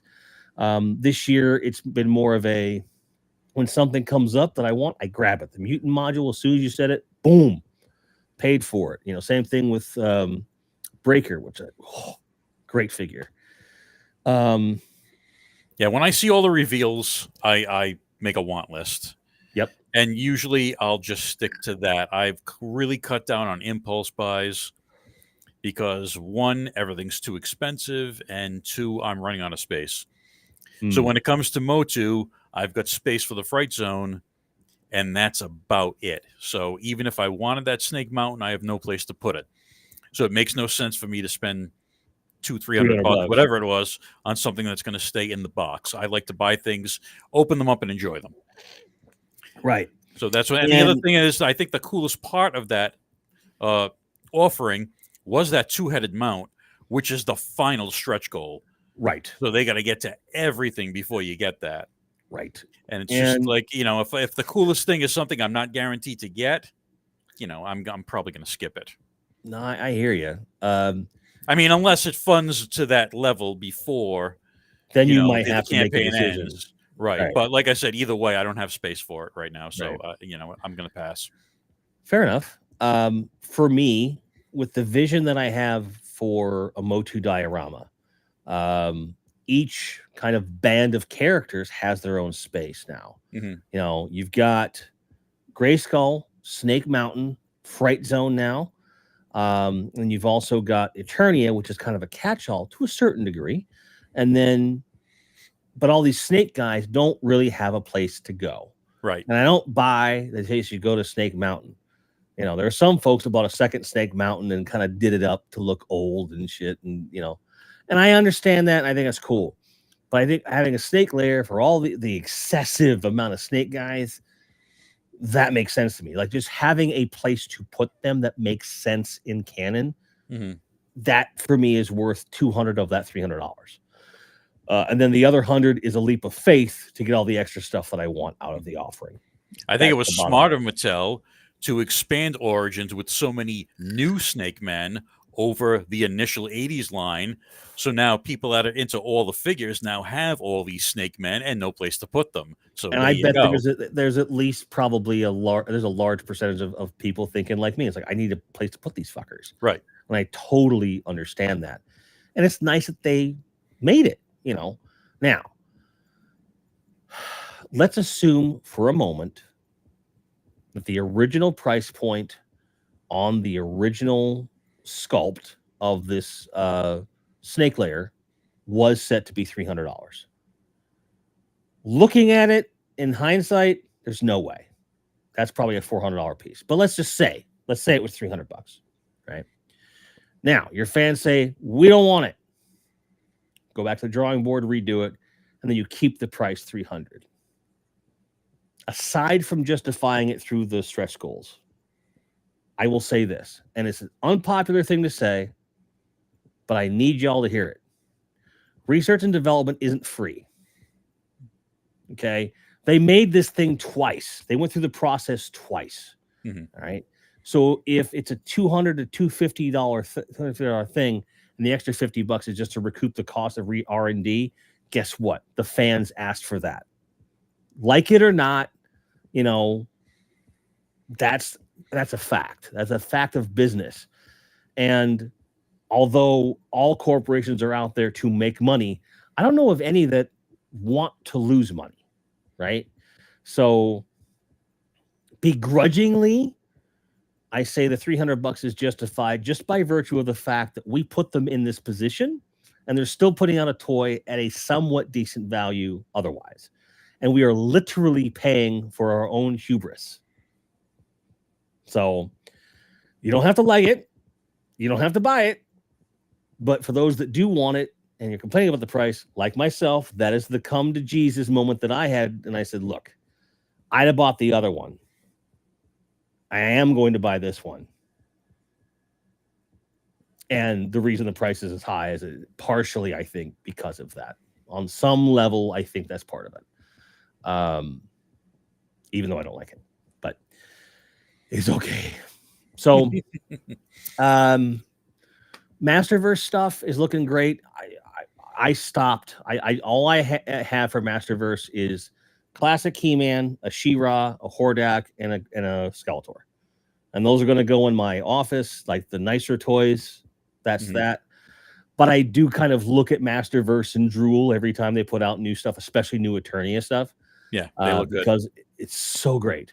And if I was only a Motu collector, or if 7-inch were more my thing, maybe I'd go back and get some of this stuff. But I think for the people that are into it, I think they have every reason to be really happy with where that line is going, and I think it's going strong, and it should continue to do so. I think the Dragsaur, bold design on that guy. It's big fucking wheel coming right out of him. They could have downplayed it. It looks cool. It looks really cool. Yeah. And not necessarily a go-to character in that scale. So it's a bit ballsy. I think the Masterverse guys are showing their balls. The Mantenna sculpt looked really good too. Yes. I don't think there's any Masterverse they put out on the table this year that wasn't like, hey, that looks fucking good. Yeah. I think that division of Mattel and Motu is really hitting it out of the park. I just don't buy them because I like my Origin scale stuff.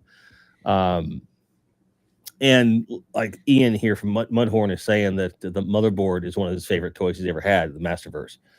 Even if you don't like the cartoon, that toy is great. Like that looks cool. And I see a lot of people saying, I don't like Snake Man. I don't have the Snake Man. I'm not buying the lair. I get it. Totally okay. But that's kind of where we're at.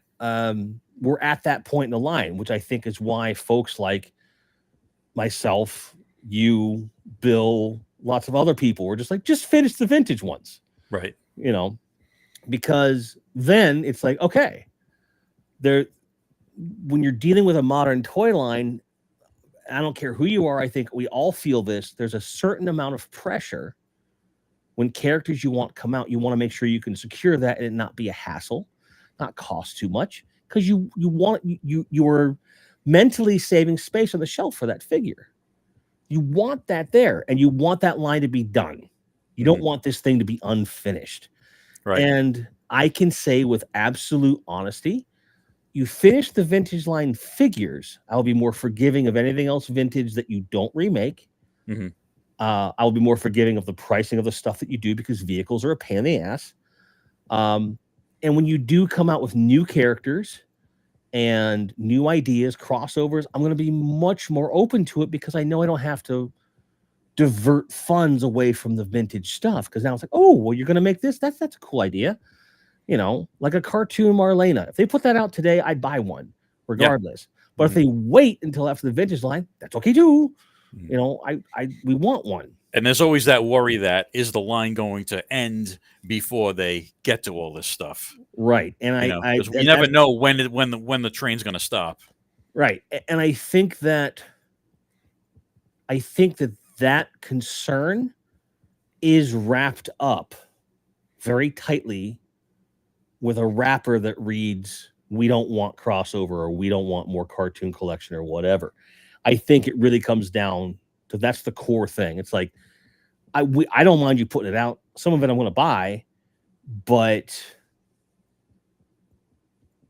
I don't want this to be what you're doing if it suddenly comes to an abrupt halt. Okay. Great segue, by the way. Me. Speaking of abrupt halts. Yes. Superpowers. It's done. It is done. We assume. We assume based upon no other available information, because McFarlane Toys did an extensive reveal at SDCC. Lots of DC Multiverse stuff. A lot, actually. A lot more than I expected them to do. And one of the last things they revealed, one of the only things I was really interested in, was a Batman Returns wave, which looks great. Even though I already have multiple Michael Keaton as Batman figures now. I have the one from The Flash. I have the one they reissued on the single card. I want the Batman Return ones as well. I want the Penguin. A Max. Who doesn't want a Christopher Walken figure in their collection? I mean, I do. That's right. Max Shrek, classic. Yeah, exactly. And it's not a ton of figures, but it's the right ones. And I think you got really excited over seeing that 7-inch scale Penguin duck boat. I did. I mean, the balls on that guy. He's like, take away my license. Fuck you. I'm making a duck, you know? And I'm going to get it, because why not? Why not? It can't be more than the Batmobile. The Batmobile was reasonably priced. It was like, what, $65-$70?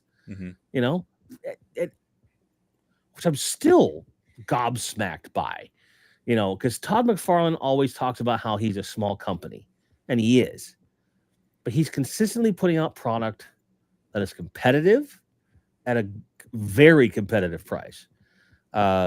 I do not understand how he does it, because he says that they buy at quantities lower than other brands for him, which I'm not totally on board with that, because I see how many of his stuff is on shelves. But yeah, that doesn't make sense.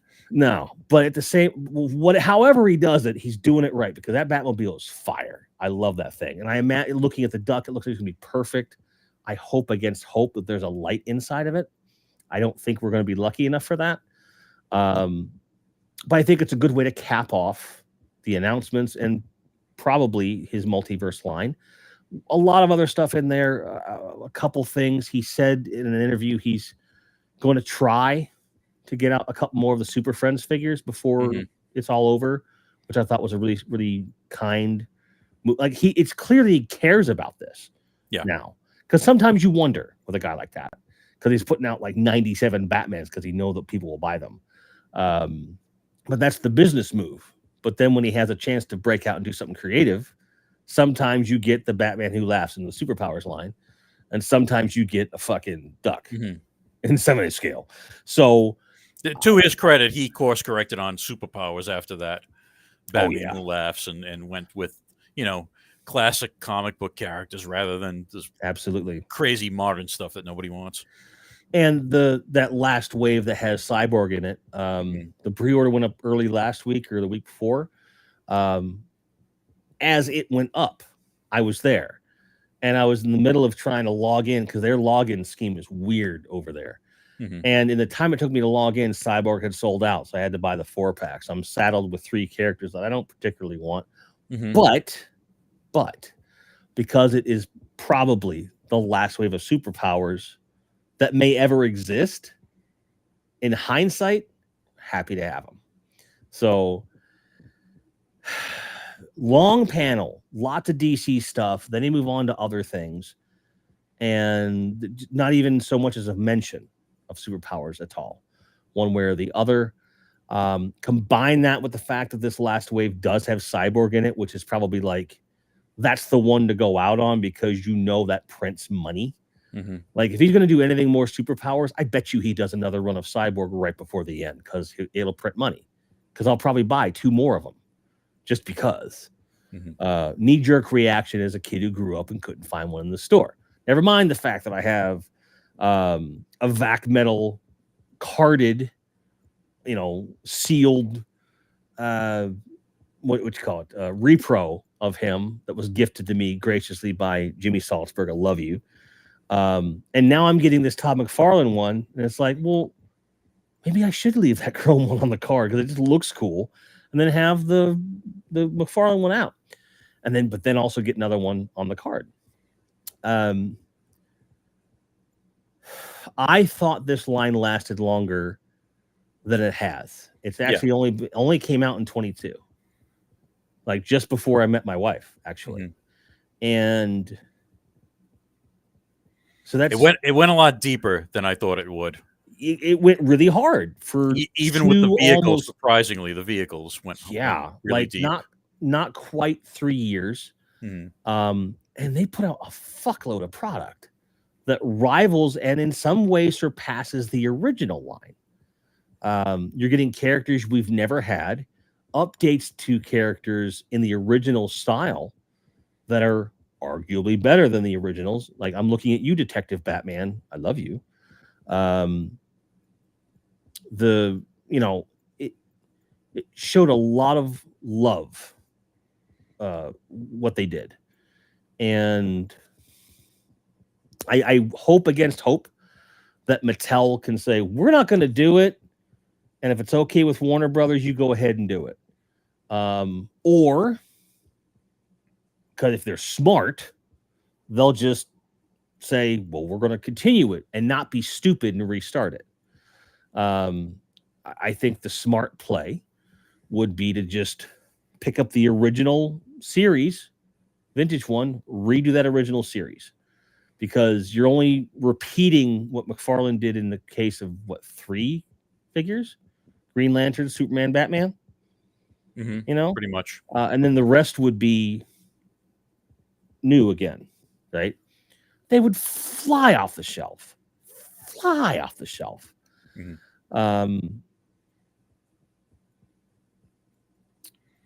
I don't think they're going to do that. I don't know what they're going to do.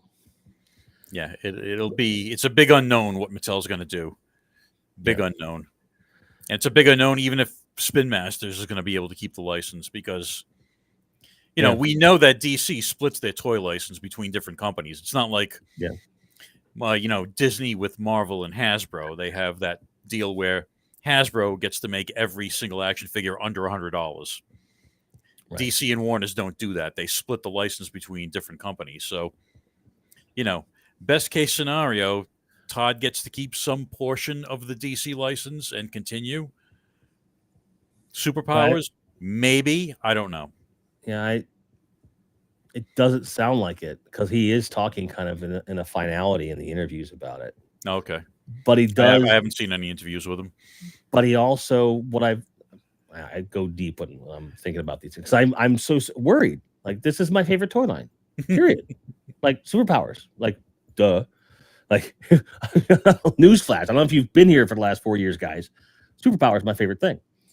Even though I don't talk about it the same way I do other toy lines, but it's just like, it's such a given, and being someone who's this into superpowers, do you have any idea how weird it is not to buy superpowers stuff when it comes out? It's really weird. Like, I have the T-ship in my shopping cart. I'm like, I don't even fuck with that character. I haven't seen the movie yet. I've got no reason to buy this. Didn't buy the figure, but the vehicle, it's the vehicle. You got to buy a vehicle. And that's my brain at work. And yes, Jimmy Salzberg said the Flash also. Yes, the Flash was part of it too. I agree with Bill too. I think Slime Pit should have come out before Snake Lair. But given that the Horde, the Fright Zone, came out and it was done the way it was done, I think we're going to see, because of how well that sold, and it just sold out like that. One, I think you're going to see a rerun of it. I really do think that. They'd be stupid not to, because they want money. Two, I think when they announce that, they'll say, we're also going to do a Slime Pit. You can get the two together for like slightly less. Watch. You watch. I think that's going to happen. I think that they need to do a made-to-order Fright Zone rerun, and then as part of that, made-to-order Fright Zone or Slime Pit. I think it needs to happen. Mm-hmm. They're dumb sometimes, but they're not that dumb.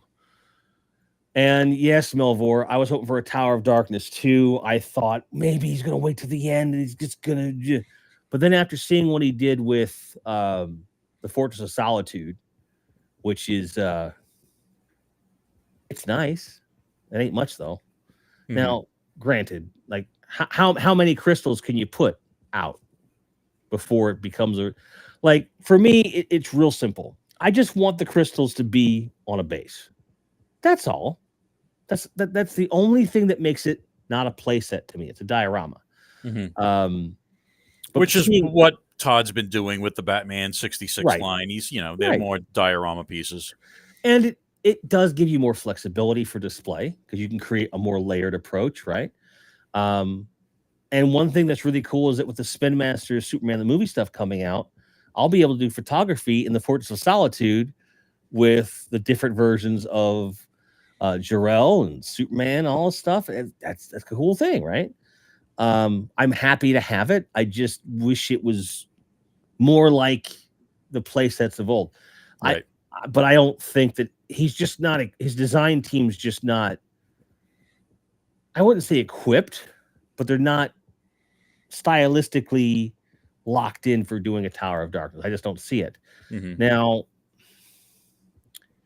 if he gets the license back, do I think he has the balls to do it? Yes, I do think he does. And I think that would be a hell of a victory lap. I think that would be something that he is that kind of guy. But on the other hand, if Mattel picks up Superpowers and continues on, seeing the play sets they've been doing for Motu, we know they'd be willing to go there. And Jurassic Park as well. Right. Yeah. I think it's in Mattel's wheelhouse. I would, again, this is an educated guess at best. Okay. I feel like they're probably having an intense discussion. We know it will sell. We know it would make money, but how deep in this line are we willing to go? You know, I definitely feel like if they came out and said our DC figures line is going to be two kinds. We're going to have comic book and movie stuff over here. We're going to have superpowers and 2 scales. If they did that, basically just kind of copying his model, but also paying homage to the one they had before and keeping things in scale with what they'd done before, I think people would just lose their brains. And I tell you what, you promised me a multi-year Mattel level of quality 6-inch or 7-inch Superpowers line, and you're just going to go in that direction. Well, guess what? All that DC multiverse stuff that I spent the last couple of years going, it's going to go on eBay for a really kind price, and I'm just going to start over again because I want them card backs. I see that logo, I can't say no unless it's a character I don't care about. But that's about it. I really think that they have to decide what they want. And I do think that the question becomes, if we do Superpowers, are we doing it 6-inch or are we doing it 4-inch? And then there's that one guy in the room that says, why can't we do both? Please everybody. It's going to sell. Look at Todd's numbers. It will sell. It'll sell like crazy. And then you got the other guy. Well, it's just, if you look at his numbers, like it's not. They're all arguing amongst themselves as to which direction to go in. So we're not going to hear anything from them until probably the middle of next year. Part of it's out of respect for the ones that have the licenses, because they don't want to take attention away from those people and make enemies more than normal. We can speculate till the cows come home. But I think that whatever Mattel decides to do, whether they use the Superpowers license or not, it is extremely likely it's going to be a good thing. You look, and I look specifically at their WWE stuff as proof. I think they've got the design power, they've got the consistency down. Price points are usually very reasonable, and depending upon what it is, you're after, they're going to have something for you, right? So I think you're probably going to see in a larger DC line, you'll see like maybe it'll be like, with WWE. I know you're not super into that stuff, but you've seen the figures. You have your basic, you have your deluxe, then you have your you have elite, and then you have ultimate, right? I think they might go that route with DC, but maybe instead of calling it basic, elite, ultimate, they could call it Superpowers, classic series, which would be comic book accurate, and then ultimate, which is like, with our designers go a little nuts.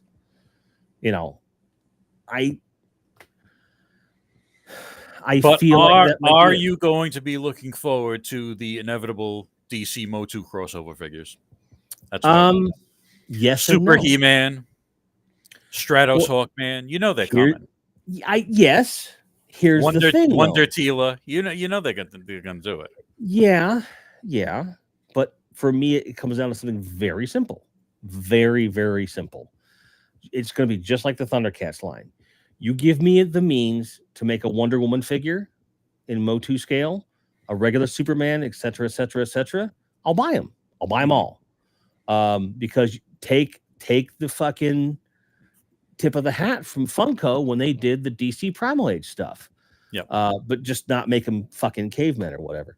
But I would love that. I've seen customizers doing DC heroes and other characters for years. And yeah, if you know, I've got that whole horror range from there. I will kind of dive into other lines like that dragon from Legends of Dragonor. Like, of course I've got that. Come on. The green one just got announced. I'm buying him, you know. But if they do come out with that and you can give me, you know, those base characters like that, yeah. I think that line is begging for a Motu scale cheetah. Like, come on. Give me cheetah. Give me some of the weirder characters. Like, I think a Black Manta in Motu scale would be fierce looking. It begs for it, you know. It begs for the crossover. It begs for you just put out a line. Call them Masters of the DC Universe. Like, it sells itself. Yep. You just do that, and you just put them. Just the fucking figure, soft goods capes, mind you. In that scale, sell like hotcakes. People will buy them. Kids will play with the hell out of them. You know, yes, I'd be excited if they do them right. That's the big thing. And I love this debate in chat, by the way, where John's doing a callback to what I said before about my whole Pinocchio bit. And he says, Jim's definitely a toy collector now. Yeah, definitely. And then Bill's like, he always was. And Patel gets it to do an Apache Chief. Oh, yeah, that's a good idea. He says big, tall, or normal, and Melvor says both. Yeah, I think that, yes, Warlord would be a great throwback, and I think it's the right mix. Because if you're doing the DC crossover, Warlord was a DC property, so duh. You know, the only thing that might be out there in limbo is the Remco aspect of it. I think Remco was bought by Hasbro. But I would assume that the rights to make the toys based on Warlord expired at some point. If that's the case, boom, that's an excellent call. I'm sure they did. Yeah. Because, the only thing that would be bad then would be they would have to redesign some of those characters because they can't use the exact same thing unless they talk to Hasbro or whatever. I don't know how that all works, but I would love to get a new Hercules. I would love that. I would love to have most of those characters in that line because I love that toy line. I only had the one, but I think that there's a lot of potential there, and we're not going to see any of it for quite a while. So for now, you know, we've got to look at, you know, with superpowers, maybe we'll get a surprise towards the end. Maybe he is trying to do something to blow it out before the end because he's got stuff coming out through the middle of 26, and the year ain't over as far as announcements. So you never know. Maybe it's less of he not wanting to announce it, but more of a, well, we had all these things in place. What do we put out? I will bet cash money that Cyborg was a last minute addition to that wave. Because we can definitely get this out in time. We can definitely get this out. And the fans will want this. And maybe it's like, I know Cyborg will make so much money that we can like do a Hail Mary pass at the very end of something I couldn't otherwise afford to tool. You know, that sort of a thing. So maybe we would get a Tower of Darkness or a Tower of Darkness Ed-esque thing.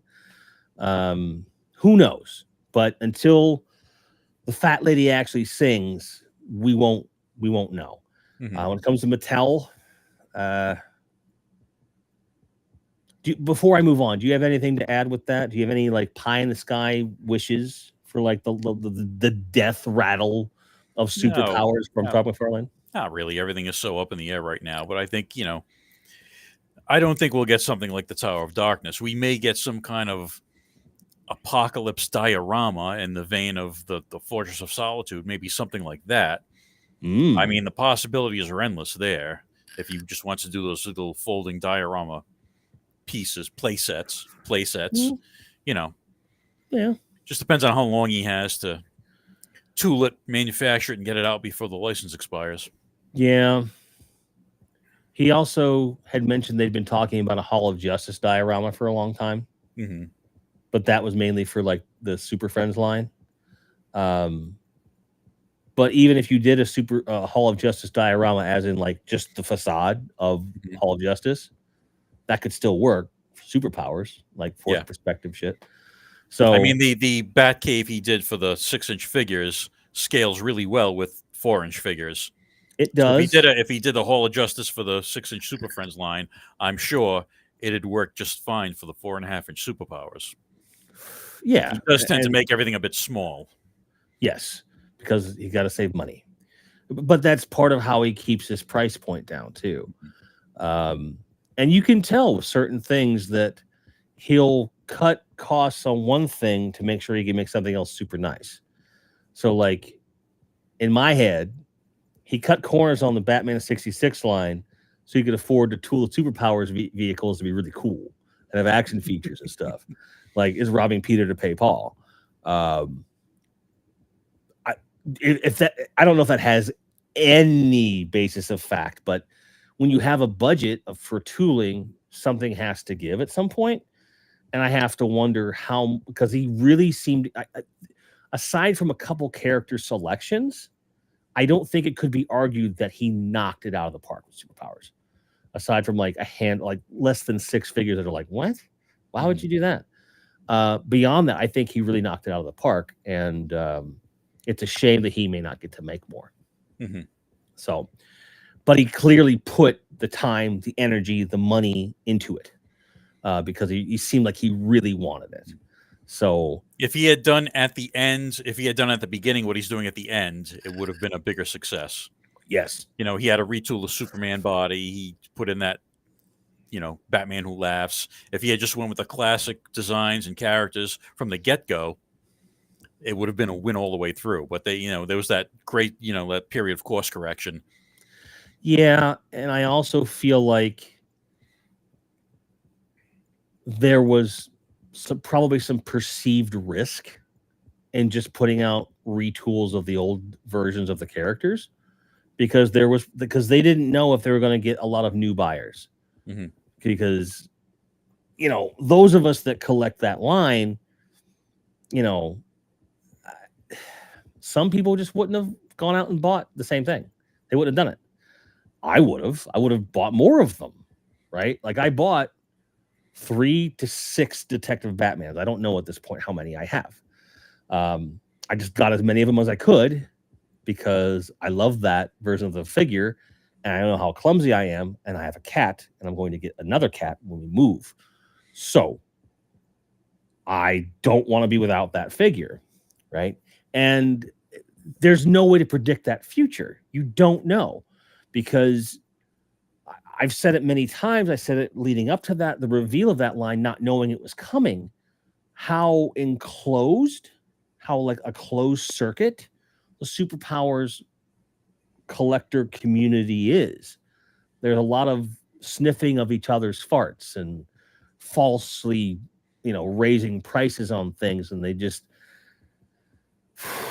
they are as bad, if not worse, than Star Wars collectors. That's why I don't associate with most of them. There are some jewels amongst all those rocks.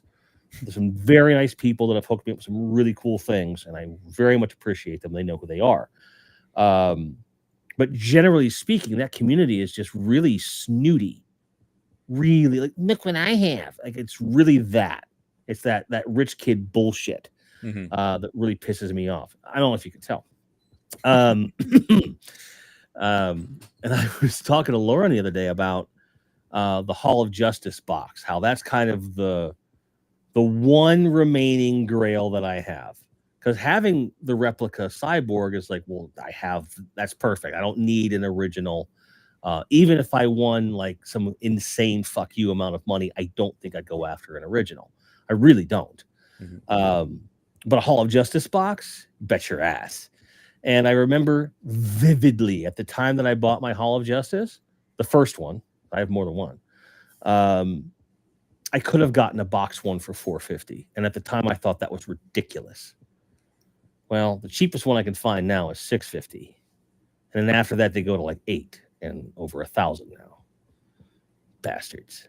I just want the goddamn box, man. I've got everything else.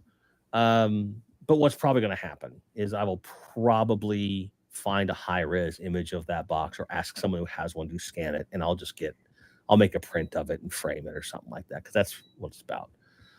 But I'll still get a box if I want one. That's like the thing. And so I think that even if I get everything I ever wanted out of that line, and they either they start making more figures or they never make them again, it's always going to be in my mind, that toy line. Something, some little thing will always come up, like the Justice Jogger. Someday, I'm going to walk into some store and they're going to have a boxed one, and it's going to be under $100, and the box is going to be really, really mint. And I'll go, all right. You know what I mean? Mm-hmm. And we will all ridicule you after that. And then I'll say it's all your fault, cocksuckers. Yeah. And that'll be that. Exactly. You know? That's the joke. Like, that's, again, anything on any of my shelves, whether it's these movie and gaming shelves out here, a mantle, my toy shelves, anything I have on display anywhere in my home. If I reach out for it and touch it, and I can't give you a reason as to why it's on that shelf, I shouldn't have it. So some things are I really want that. Some things are, it reminds me of something. You know, that's just how it all works. I think that's what's important. You know, we get rapid fire barraged, all these announcements of new toys, and we look forward to the acquisition of things, that dopamine hit, right? And it's very easy to let the disappointment rise like so much regurgitated acid when there's not stuff that I want, you know, or you want, or it's not quite the way I want it. Like, you know, in the case of like the blue Grimlock, I was like, I was really mad at that when that happened. I think it's very easy for those things to occur because we're human, right? But to remind yourself that whether you're just starting out a collection or restarting a collection, you're curating things on a small scale, no pun intended to Micro Machines with Badger or anything. Or you're like me and you just grab everything that you want and you don't know where to put it. So you're moving, you know, whatever the case may be, wherever on that scale you might end up being, don't forget to have a look at the things you do have. Don't forget to take a look at the journey you've taken so far and enjoy it. Mm-hmm. You know, before I had this gigantic blood vessel explosion in my head, which Carl got to watch because I came on, I was very happy, and then my face contorted a bunch of times, and he probably saw a lot of this kind of thing. Before that happened, while I was waiting for the computer to start up, I did look around the toys that are in that room.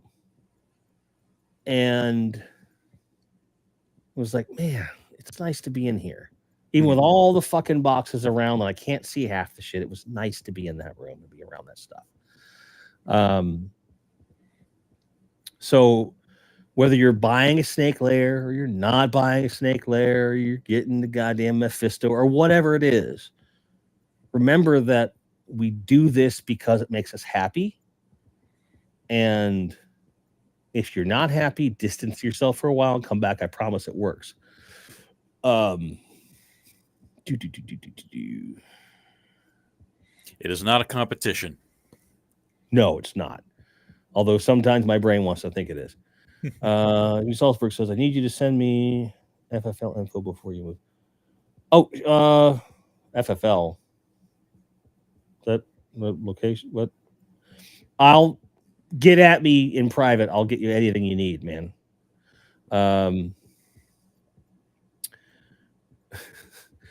Billy Wifta wants your custom Justice Jogger, by the way. Did not know that he wanted that. And Jimmy Salzberg also saying he could scan his Hall of Justice box. And it's pretty sure he knows. Awesome, man. That would be great. I absolutely would adore that. You know, high-res scan, that would be cool. Bill says, let's have one call back to the beginning. How's my superpowers collection going? Great. I recently did an upgrade of my Brainiac. So I have the one that has the armets off that's easily fixed. And I think it was Salzburg that sent me the Lego piece that I could do the drill and glue and everything. I just haven't gotten around to fixing it. And I found a complete head to toe upgrade. One that the arm, it was just like my childhood one, where the arm comes off, but you can put it on and it stays just fine. But his paint is immaculate. Like, he is spotless. And I got that, I think in May, actually. I don't know if I ever talked about it on the show or not. But I definitely got one. And that's awesome. Aside from that, it's been McFarlane stuff for the most part. Nothing really leaping off out of my brain as far as things I need to get. But a lot of that comes down to I'm not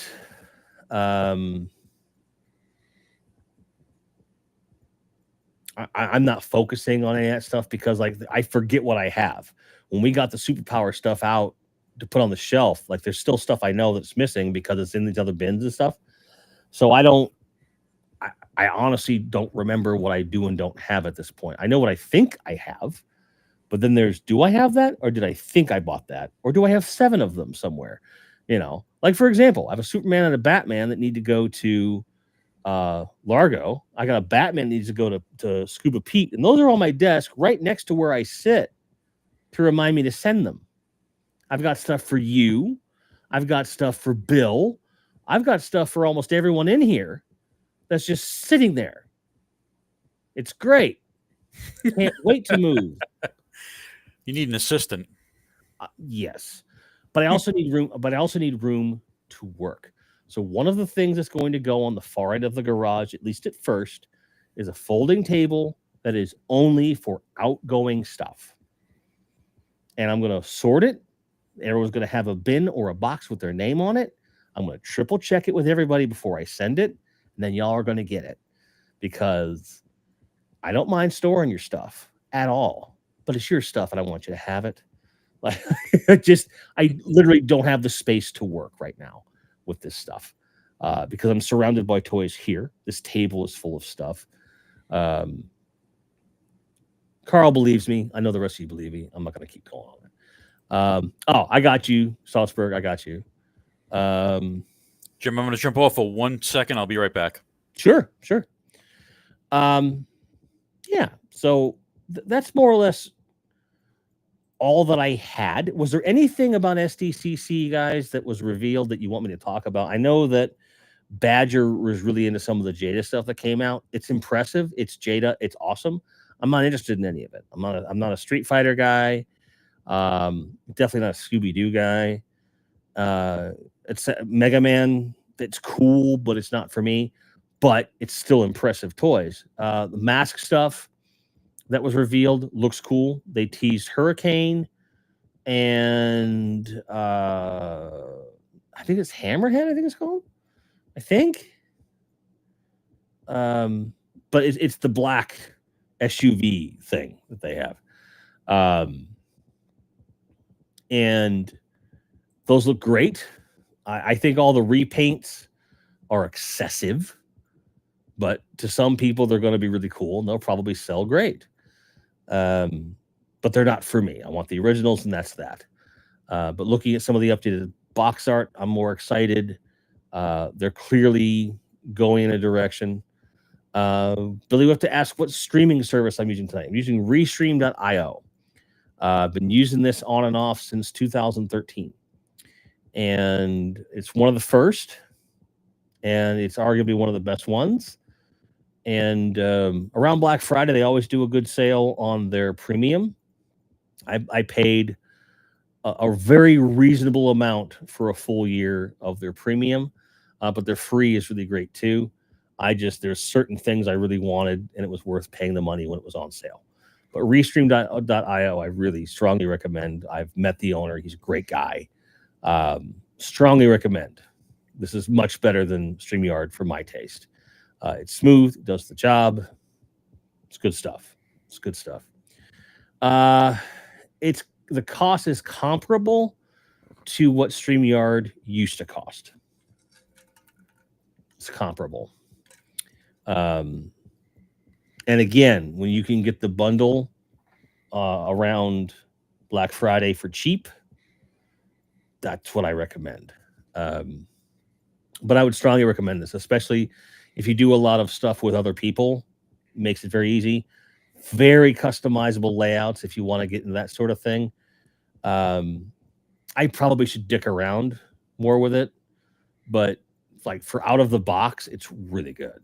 So can't complain about it at all. Cool. I'm glad to hear. So, but yeah, the mask stuff looked really good. I wish they'd done more reveals. Frankly, they just teased those 2 vehicles, but I think that that's going to come with the next show.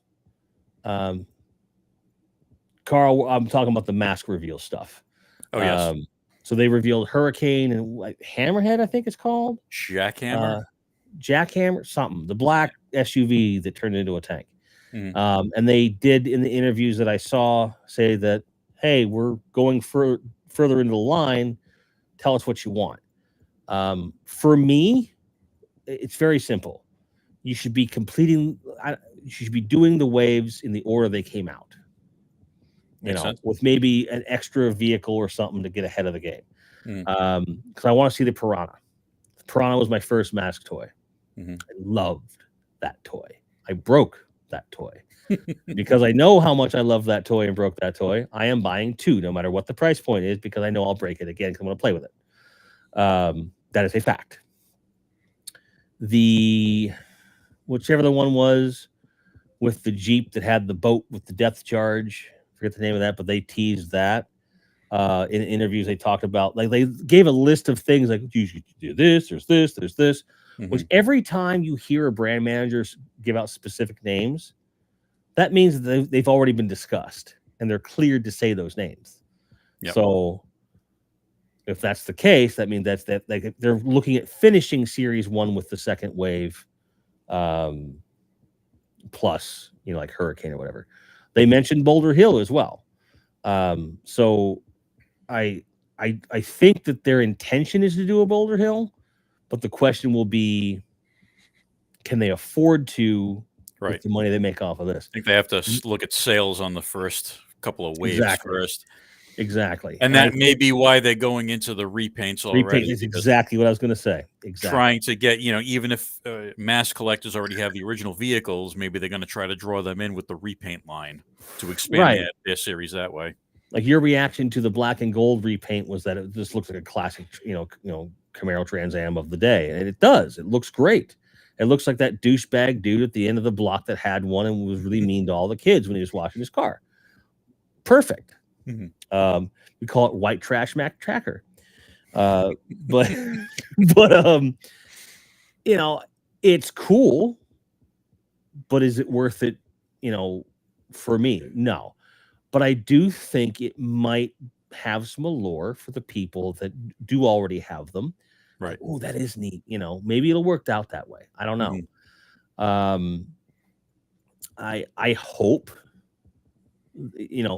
for me, here's what I say. You want to do a repaint, you paint that sucker up to look like Kit from Knight Rider, and you paint Matt Tracker to look like Michael Knight, and you call it something totally different. Mm-hmm. That would be fun. But again, I realize that because they're dealing with Hasbro will be like, you can't do that. Yeah, that's the thing. But they did buy Kenner, and Kenner had the license for Knight Rider. So maybe that'd be fun. Mm-hmm. But getting a closer look at like the revised prototypes of all the masks and the blast effects that come with everything, I think really elevate that line big time. Definitely make me excited to display the things in more of a battle diorama as opposed to like, here are my mask toys. And I think that that's the challenge with a lot of this stuff. And I think more toy companies are understanding that the more dynamic you can make a pose, the more action that you can pose into a figure, the more alternate hands and expressions that you can give us, the more excited we're going to be. And I think that just the blast effects and stuff like that on the masked vehicles were like their version of that. And it's very much appreciated. And I think they're going to do well. How well they do, we'll see. I will be concerned if the next two big toy shows come and go and we don't see more announcements from them. Because that means that they're very tentative. And it may be that they're being tentative because this first wave hasn't gone out yet and they haven't yet collected all the money. Right. Who knows? We'll find out. But I am cautiously optimistic. If we get this first wave and the line immediately ended, I'd be very disappointed, but I'd still be very happy to have what I got. So, it's one of these things where I'm really pulling for loyal subjects on this. Because I think they've really put in the effort and the homework. We'll see. Problem is they're entering a market that is very, very heavy with nostalgia lines already. Yes. And how deep are our pockets is the question. True. However, big fat comma. I think that them putting out Mask now is very similar to when Mask came out in this heyday. Because as we've said, so many of these toy lines are kind of winding down. We're at a point where it makes sense to put out a Dragon Man and a Mephisto and finish the vintage He-Man line, stuff like that. Like some of these toy lines, not that it's reaching a level of fatigue, it's just that there's only so many characters that are going to sell in a lot of these. And they're starting to wind down a little bit. Just like in '86 when Mask came out, like that's when they came out, and that's what was happening with those toy lines. Transformers was 2 years in, kind of a little bit of fatigue, and G.I. Joe was like, "What do we do now? Space shuttles." It was kind of like Mask came out at that time where it's like if you were looking for something different, this was really good. So I feel like they have that same thing now. But whether or not, especially at the price points that they're offering, will that work? It's a thing. Hey, no worries, Bill. I get you. Oh, and Ian says the Gator is the Jeep with the boat. Bill suggests that they crowdfund Boulder Hill. I think that would be fine, but I also worry about the price of that son of a bitch. That's probably going to be a $400 thing. But if it's done, here's the thing. If you recreate that thing with every detail it had and then bump it up a little bit the way they're doing with the Mask figures, like imagine like a blast effect where the boulder looks like it's flying off the top and then you could affix the boulder to it. Shit like that. Lasers coming off of the gas tanks and shit. That's worth $400. That'd be fun. It could be. Again, relative to the initial costs of the Mask stuff they're putting out. I would be much happier if it was closer to $100. Much happier. Ian says, my pockets are really deep. The only issue, there's nothing in them. There you go. It's a good point. But I think that, it's very, very interesting for me, being the collector that I am with the collection that I have and where the industry is right now, because they are starting to wind down a little bit in some ways, in the same way that I am. I'm able to cherry pick more than I used to. Stuff that I want to see reissued is getting reissued. And I'm able to fill holes easier. It's much easier for me to sit back at the back of the field and make the plays, as opposed to feeling like I'm a player on the field constantly getting hit. If we're using like a football, American or European football analogy. So I view this stuff very differently. Also, we didn't go over G.I. Joe. So I want to quickly go over G.I. Joe. The Cold Slither 4-pack and the other exclusive they had for G.I. Joe, they did say that any stock they have left over is going up on Pulse later today, early tomorrow, I think. and I think the 4-pack for Cold Slither is like 120, which, considering what the single figure cost is on G.I. Joe Classified these days, that's not bad. It's really not bad. You just have to really want that. And I'm torn because the week before the damn thing, I find out that friends of mine are the literal band Cold Slither now. Friends of mine that I met in my days in death metal, guys that are active in heavier metal bands today. Gus Rios, Matt Harvey, Raw Sewage, and I forget who they have on bass. They are, for all intents and purposes, for Hasbro, they are the live action version of Cold Slither. Now, the toys reflect the cartoon, not my friends. So that makes it easy. I don't have to buy the toy.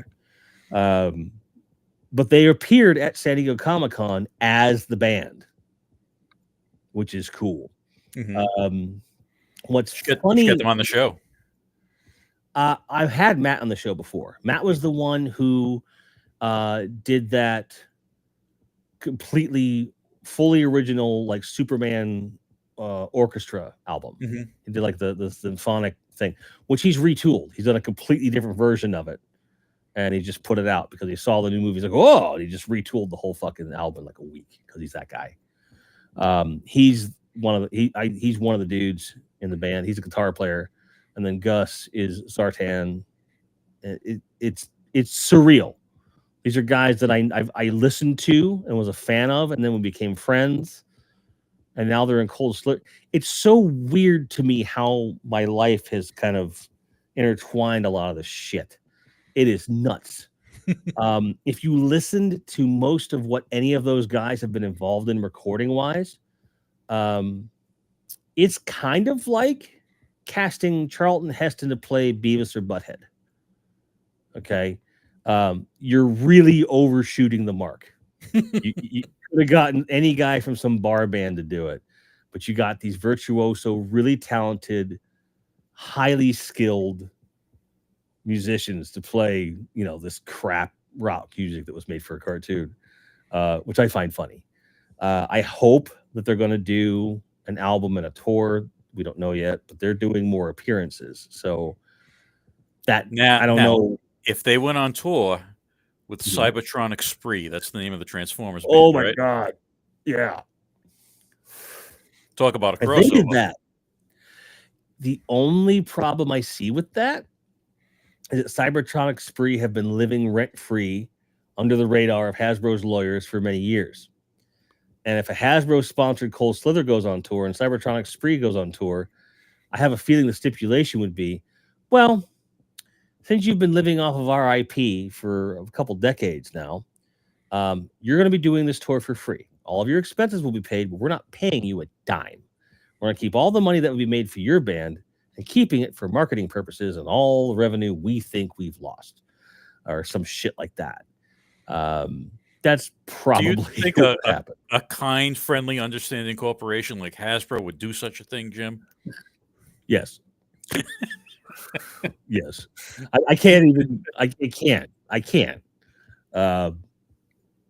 even fake that. I can't even mask a fucking joke answer to that. Like, I just can't, bro. Bill, take care, man. I appreciate you. And Johnny Sorensen's in the house. This is cool. People are asking for lasers and sharks and shit. But G.I. Joe Classified, more green shirts are coming in, which is awesome. I'm glad that they're there, but I find myself underwhelmed. The only one that I'm like interested in is Short Fuse, and that's only because I already have one. I have the original version, which Badger sent to me 4 fucking years ago. And it was such a special thing for me to get. It's one of the gifts that I always think about. If I'm ever like, oh, why the fuck do I have all this shit? I think of that. I think of one of the first care packages you sent that had all the little Godzilla stuff and the core class Megatron and Optimus Prime and shit. And I think about Largo's first package with the Mezco 112 Spidey and a bunch of Spidey stuff. And that brings me back. I'm like, no. It's great stuff. I need more room. And it's side note, real quick, the Portland, Oregon real estate gods have been listening because I keep finding houses in our price range that have these gigantic rec rooms or basements that are perfect.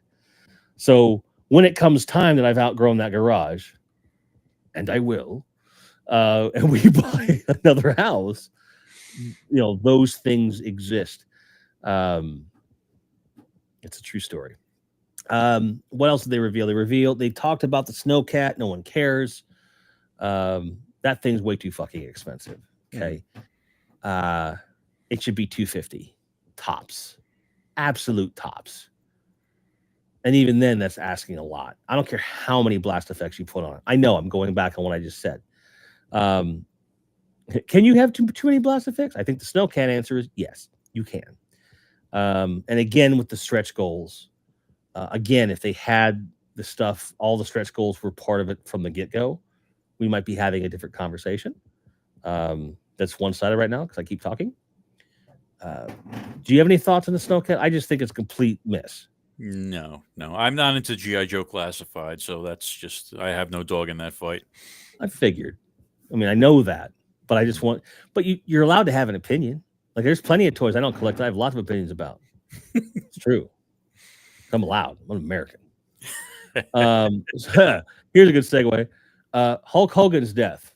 Hulk Hogan, the character, I have nothing but reverence for, and what he did for the wrestling industry. Terry Bollea, the human being, was a racist piece of shit. Fuck him, and I'm glad he's dead. But the character, great job. I've heard several people with that opinion. Yeah, and I'd be remiss. I mean, Ozzy obviously created the genre of music that my nickname is based on, basically. Heavy metal and punk, grindcore, all this stuff is predicated on him and 3 other dudes, plus some other people that contributed to their stuff. The older I get, the more I look at the Beatles and I go, well, you didn't make heavy metal, but you directly influenced the 3 people that I most associate with it, being like Ozzy Osbourne, Lemmy Kilmister from Motorhead, and the third one is take your pick. There's a few guys it could be, but I usually put Steve Harris from Iron Maiden in there, or one of the guys from Judas Priest or whatever. There is an insurmountable amount of influence that man had on pop culture as we know it, not just as a musician, but later in life as a personality. And that one hit hard. So rest in peace, Ozzy. That was a big one. I have to say that. Mm-hmm. I would not be surprised. I would actually be very surprised if no one stepped up. They're going to put out like an ultimate Hulk Hogan. Mattel's going to do that because right now a lot of resellers are getting a lot of money, and I'll still buy it because of the character. I will buy it if it's well done. Someone's going to step up and do an Ozzy figure. I think it's time to do a really good one. My question would be who to do it because of their history of doing similar figures. It's probably going to be Super 7, unfortunately. But that's a thing. I think either Super 7 or NECA would be either one of those. Right. Yeah. It's just a question of which is going to be. Johnny says, for the price of the Snowcat, Panthro better be driving. I mean, if he comes with a real life Panthro, sure. Like if a guy shows says, "Hey, I'm Panthro," you're like, "All right, dude, geez, that's an intense voice." Even as a kid, I was like, something's up with that. Not realizing the subtext that was inherent within the casting and the show's image of that character, and it gives me icky feelings. It's like, really? Like everyone else is the same color for the most part, except for Panthro, and you get a black guy to do his voice. I see you over there, Rankin Bass, assholes. But classified, there was some good stuff they revealed, but it's always confusing because you can't what's coming out when and what's a digital, what's going on, huh? Yeah. Pythona is coming out, which she looked good. It's a good looking figure, but it's like, all right, Nemesis Enforcer, whatever they renamed him to. I don't think he's even out yet. It's supposed to be out soon, just hasn't shipped yet. From what I understand, I don't think he's shipped. I could be wrong, but that was a good one to start with. I feel like in a world where you announce a Pythona, you probably should have announced Globulus at the same time. You know? And if you're smart, you simultaneously announce a 3-pack of those figures on O-rings. Whether you release them or Super 7 or whoever's handling it now. Well, Super 7 randomly did one of those Cobra Law troopers, right? In the last O-ring wave? Yes. Completely random? Right. They did. And it was like, clapping applause for you. It's a good idea. But for $20, suck my dick. How do you really feel? I mean, well, I'm holding it in a little bit. Over on Twitch, Bicycle of Death is lurking. Thanks, buddy. Appreciate you. Thought of you the other day because I'm finally getting my hands on a physical copy of Adventures in Game Chasing. I haven't gotten one yet, even though it's in the fucking movie, and I backed it as a Kickstarter. Still don't have it. Billy, I told him, like, we're moving soon, so you might want to get it to me.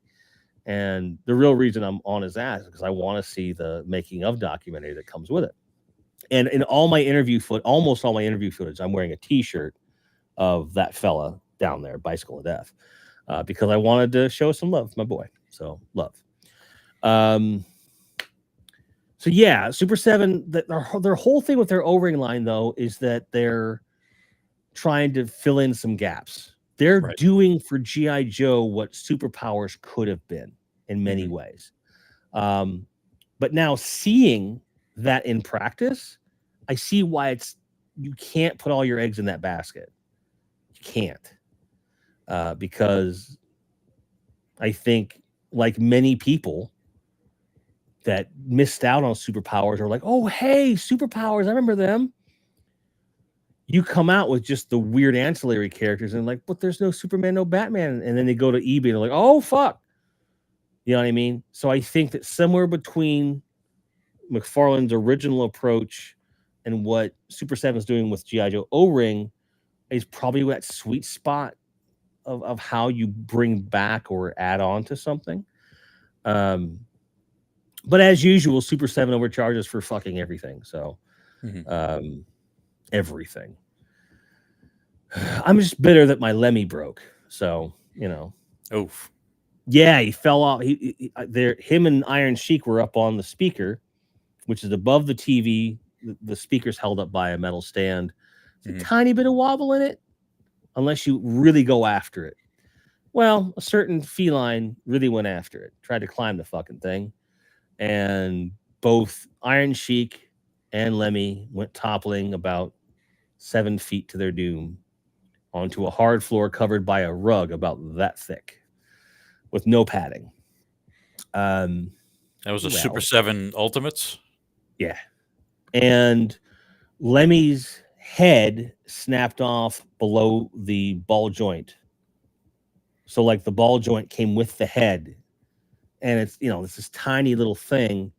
And there's no way to get the peg out of the head at that point without bending or marring this little piece of plastic that's holding it there. Or deforming the head itself just to, poop it out. Big problem. So I did manage to find a duplicate, even though at that point he'd been out for 2 years, but I was able to get another one at retail price. I'm very happy, but he's in the box. He's not coming out until we have a place where Jasper's not allowed to go, i.e. the toy room. But to Mattel's credit, Iron Sheik was like, fuck you, Flora. I'd like humble you. He was fine. Not a thing wrong with him. And I've been getting more and more of the Mattel WWE stuff just because continually impressed by how well it's made and how well it looks. It's like, fuck, I'll get a few wrestlers, you know. What did I get? What's in that? Oh, the Jake the Snake 2-pack with Rick Rude, and I'm thinking about getting the Ultimate Warrior Honky Tonk 2-pack, because the Honky Tonk 2-pack comes with the guitar has a removable back, and you can put a back on it that has a shattered guitar on it, which is cool. He breaks his leg. It's cool shit coming out of there. But unless anyone in chat has any questions about how I feel about any other toy line, or you have any other questions, we should probably start wrapping this up, because I've taken up so much of your time. That's okay. I would just like to say how much I love the Teenage Mutant Ninja Turtles Godzilla crossover figures. Okay, that's a good one. Wacky little bastards. Yeah. I'm very much on the fence about those. I tend see back in the 90s, I loved those wacky crossover figures, the Star Trek and Universal Monsters, and this is kind of right in the same vein. It's not like the over-designed, expensive ones that NEC is doing with the Universal Monster Turtles. It's just that simplified sort of 90s aesthetic to them. That's why I like them. And Playmates tends to make good product for good price. Yeah, they're $18, which is, that's fine. 18? 18, really? Yeah. I think they're a little larger than the normal Turtles releases. Because they're kaiju, they're a little bit bigger. That's why. So they would be more like a 6.5 inch kind of. Oh, they are. Okay. Well, now I'm a little bit more interested. Yeah. Believe it or not. So that sounds good. Okay. I'll have to look into them more. See, now I'm excited. They're bigger. If you give me bigger, I'm happy. Someone's going to clip that. That's what she said. Yeah, that's right. But I look at other Turtle stuff that's been coming at that they're announcing. It's like, okay, so like they showed off the sewer playset, which we already knew was coming out. We already know it's an Amazon exclusive. Very looking forward to that. And I think that it'll be interesting to pair that with the Technodrome, and the Mutant Mayhem playset is more of a backdrop piece as opposed to it being the main sewer. I think there's some cool things to be done with that. I'm going to try and figure out a way to get my mutant module to look like it's coming through the street, and the Mutant Mayhem playset offers an opportunity to do that because of the way it's modular and stuff.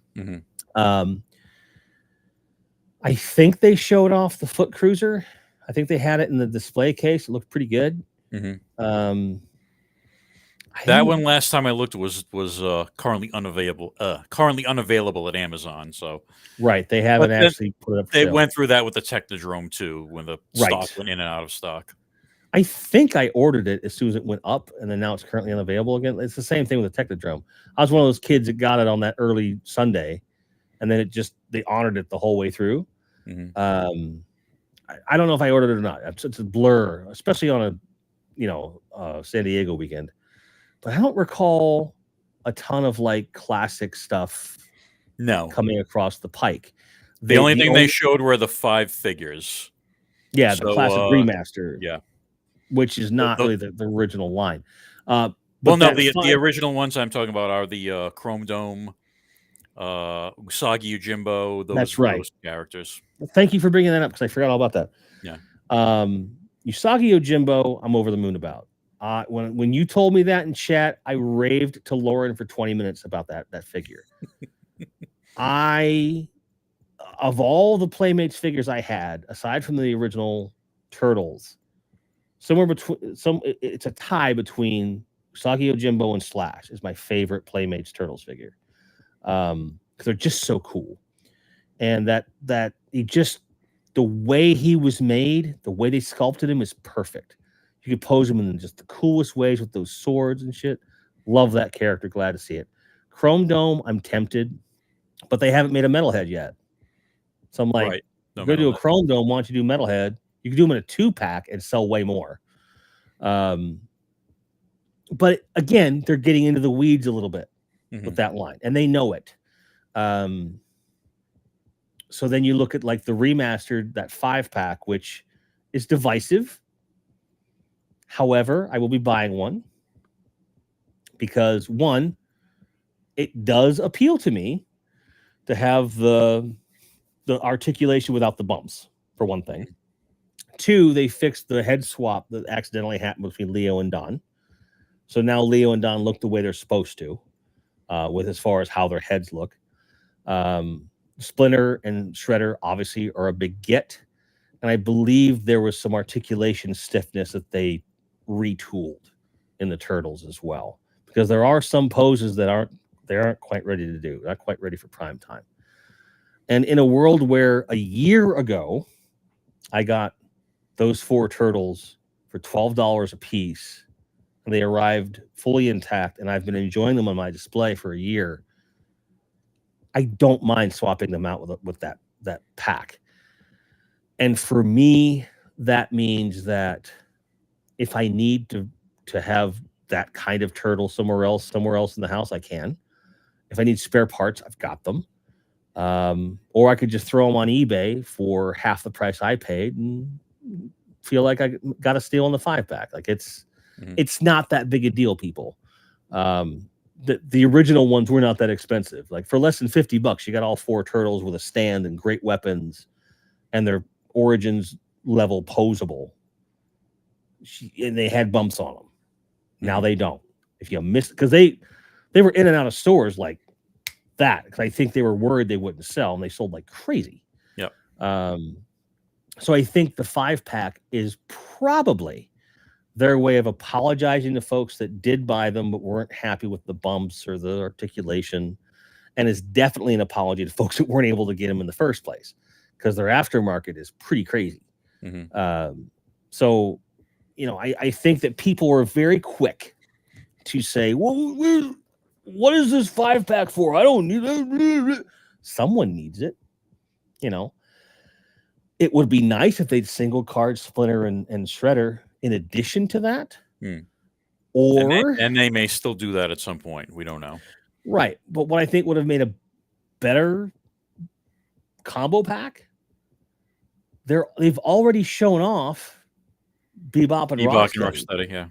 Yeah, it's a Bebop, Rocksteady, Splinter, and Shredder. And maybe a Foot Soldier.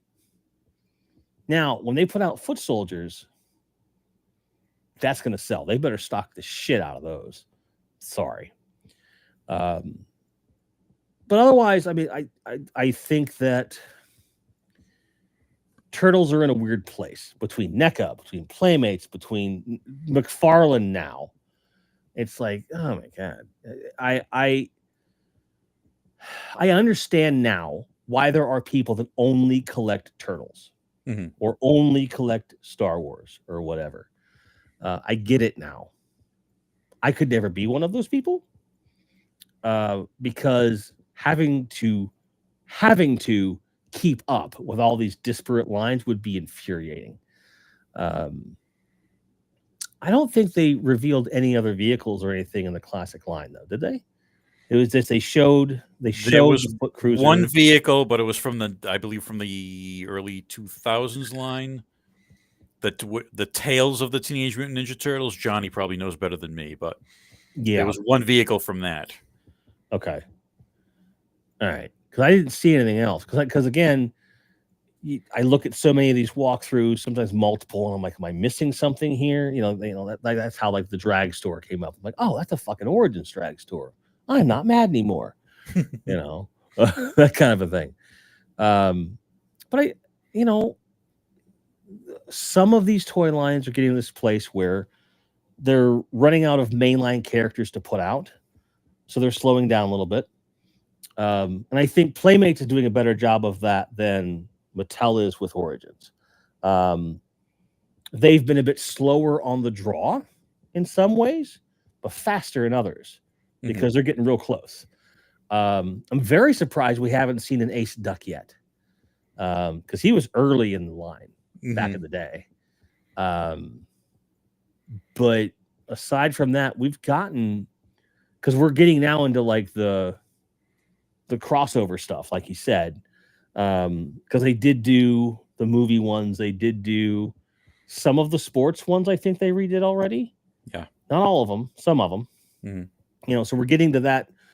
We're getting to that place. So it's like they're aware of it, and I think they're picking and choosing their battles with that, which is smart because you don't want to oversaturate they're trying to, in some ways, with these reissues, avoid the mistakes of the past, I think, where they don't want to have too much product on the shelf that you have to make a choice. It's more like, well, here are the 4 for this quarter. Grab these, right.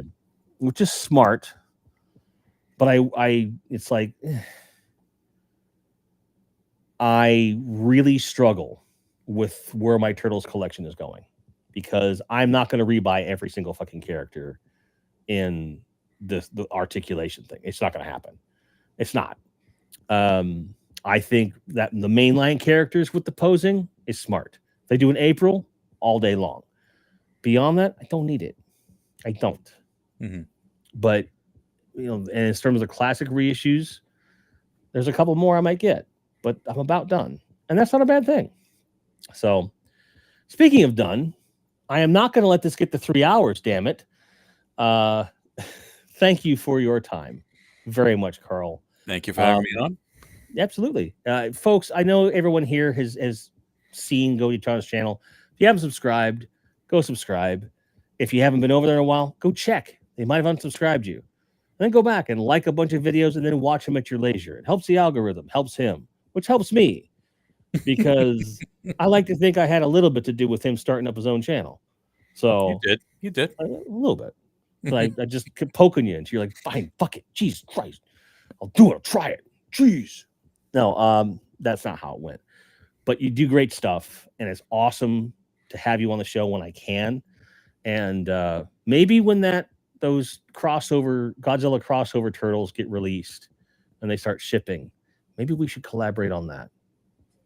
Maybe we should do something about that. I don't know. Sounds by good. then, because they won't be coming out till November, I think.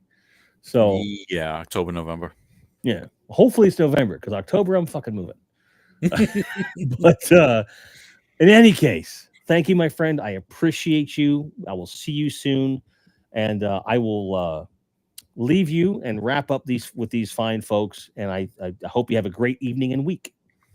You too. See everybody in chat. Cheers. All right, he's gone. I'm just kidding. When I just said I was going to come back to do this show, I expected to do an hour. I didn't expect to do 3. And yeah, there was a lot at San Diego Comic-Con, and yeah, I probably could have done an hour and a half to 2 hours by myself, but Carl helped me, and you guys helped me to really go further with that. So I thank you. Going away for 3 months was hard. Some of it was intentional, most of it was not. And I was very upset, of course, when I came in and wasn't able to go live from the toy room, which is in shambles anyway. So, but from now until, we move, I'm probably going to be talking to you from here. So I think the show went really well. I feel good. I hope you feel good. I will make no promises on future appearances, but if I do go live, chances are it's going to be Mondays at 6 p.m. Eastern. This just proved to me that I still have a lot more to talk about when it comes to toys, and that I miss you guys a lot. So thank you to everyone for showing up. Thank you for all the super chats. Thanks for the love. Thanks for the support. And most of all, thanks for accepting me for who I am. And you guys take care. May all your card backs be straight. May all your grinds be merry. And may you be able to find anything you're looking for at any given time at a price you feel is reasonable, especially if it comes from San Diego fucking Comic-Con. Cheers.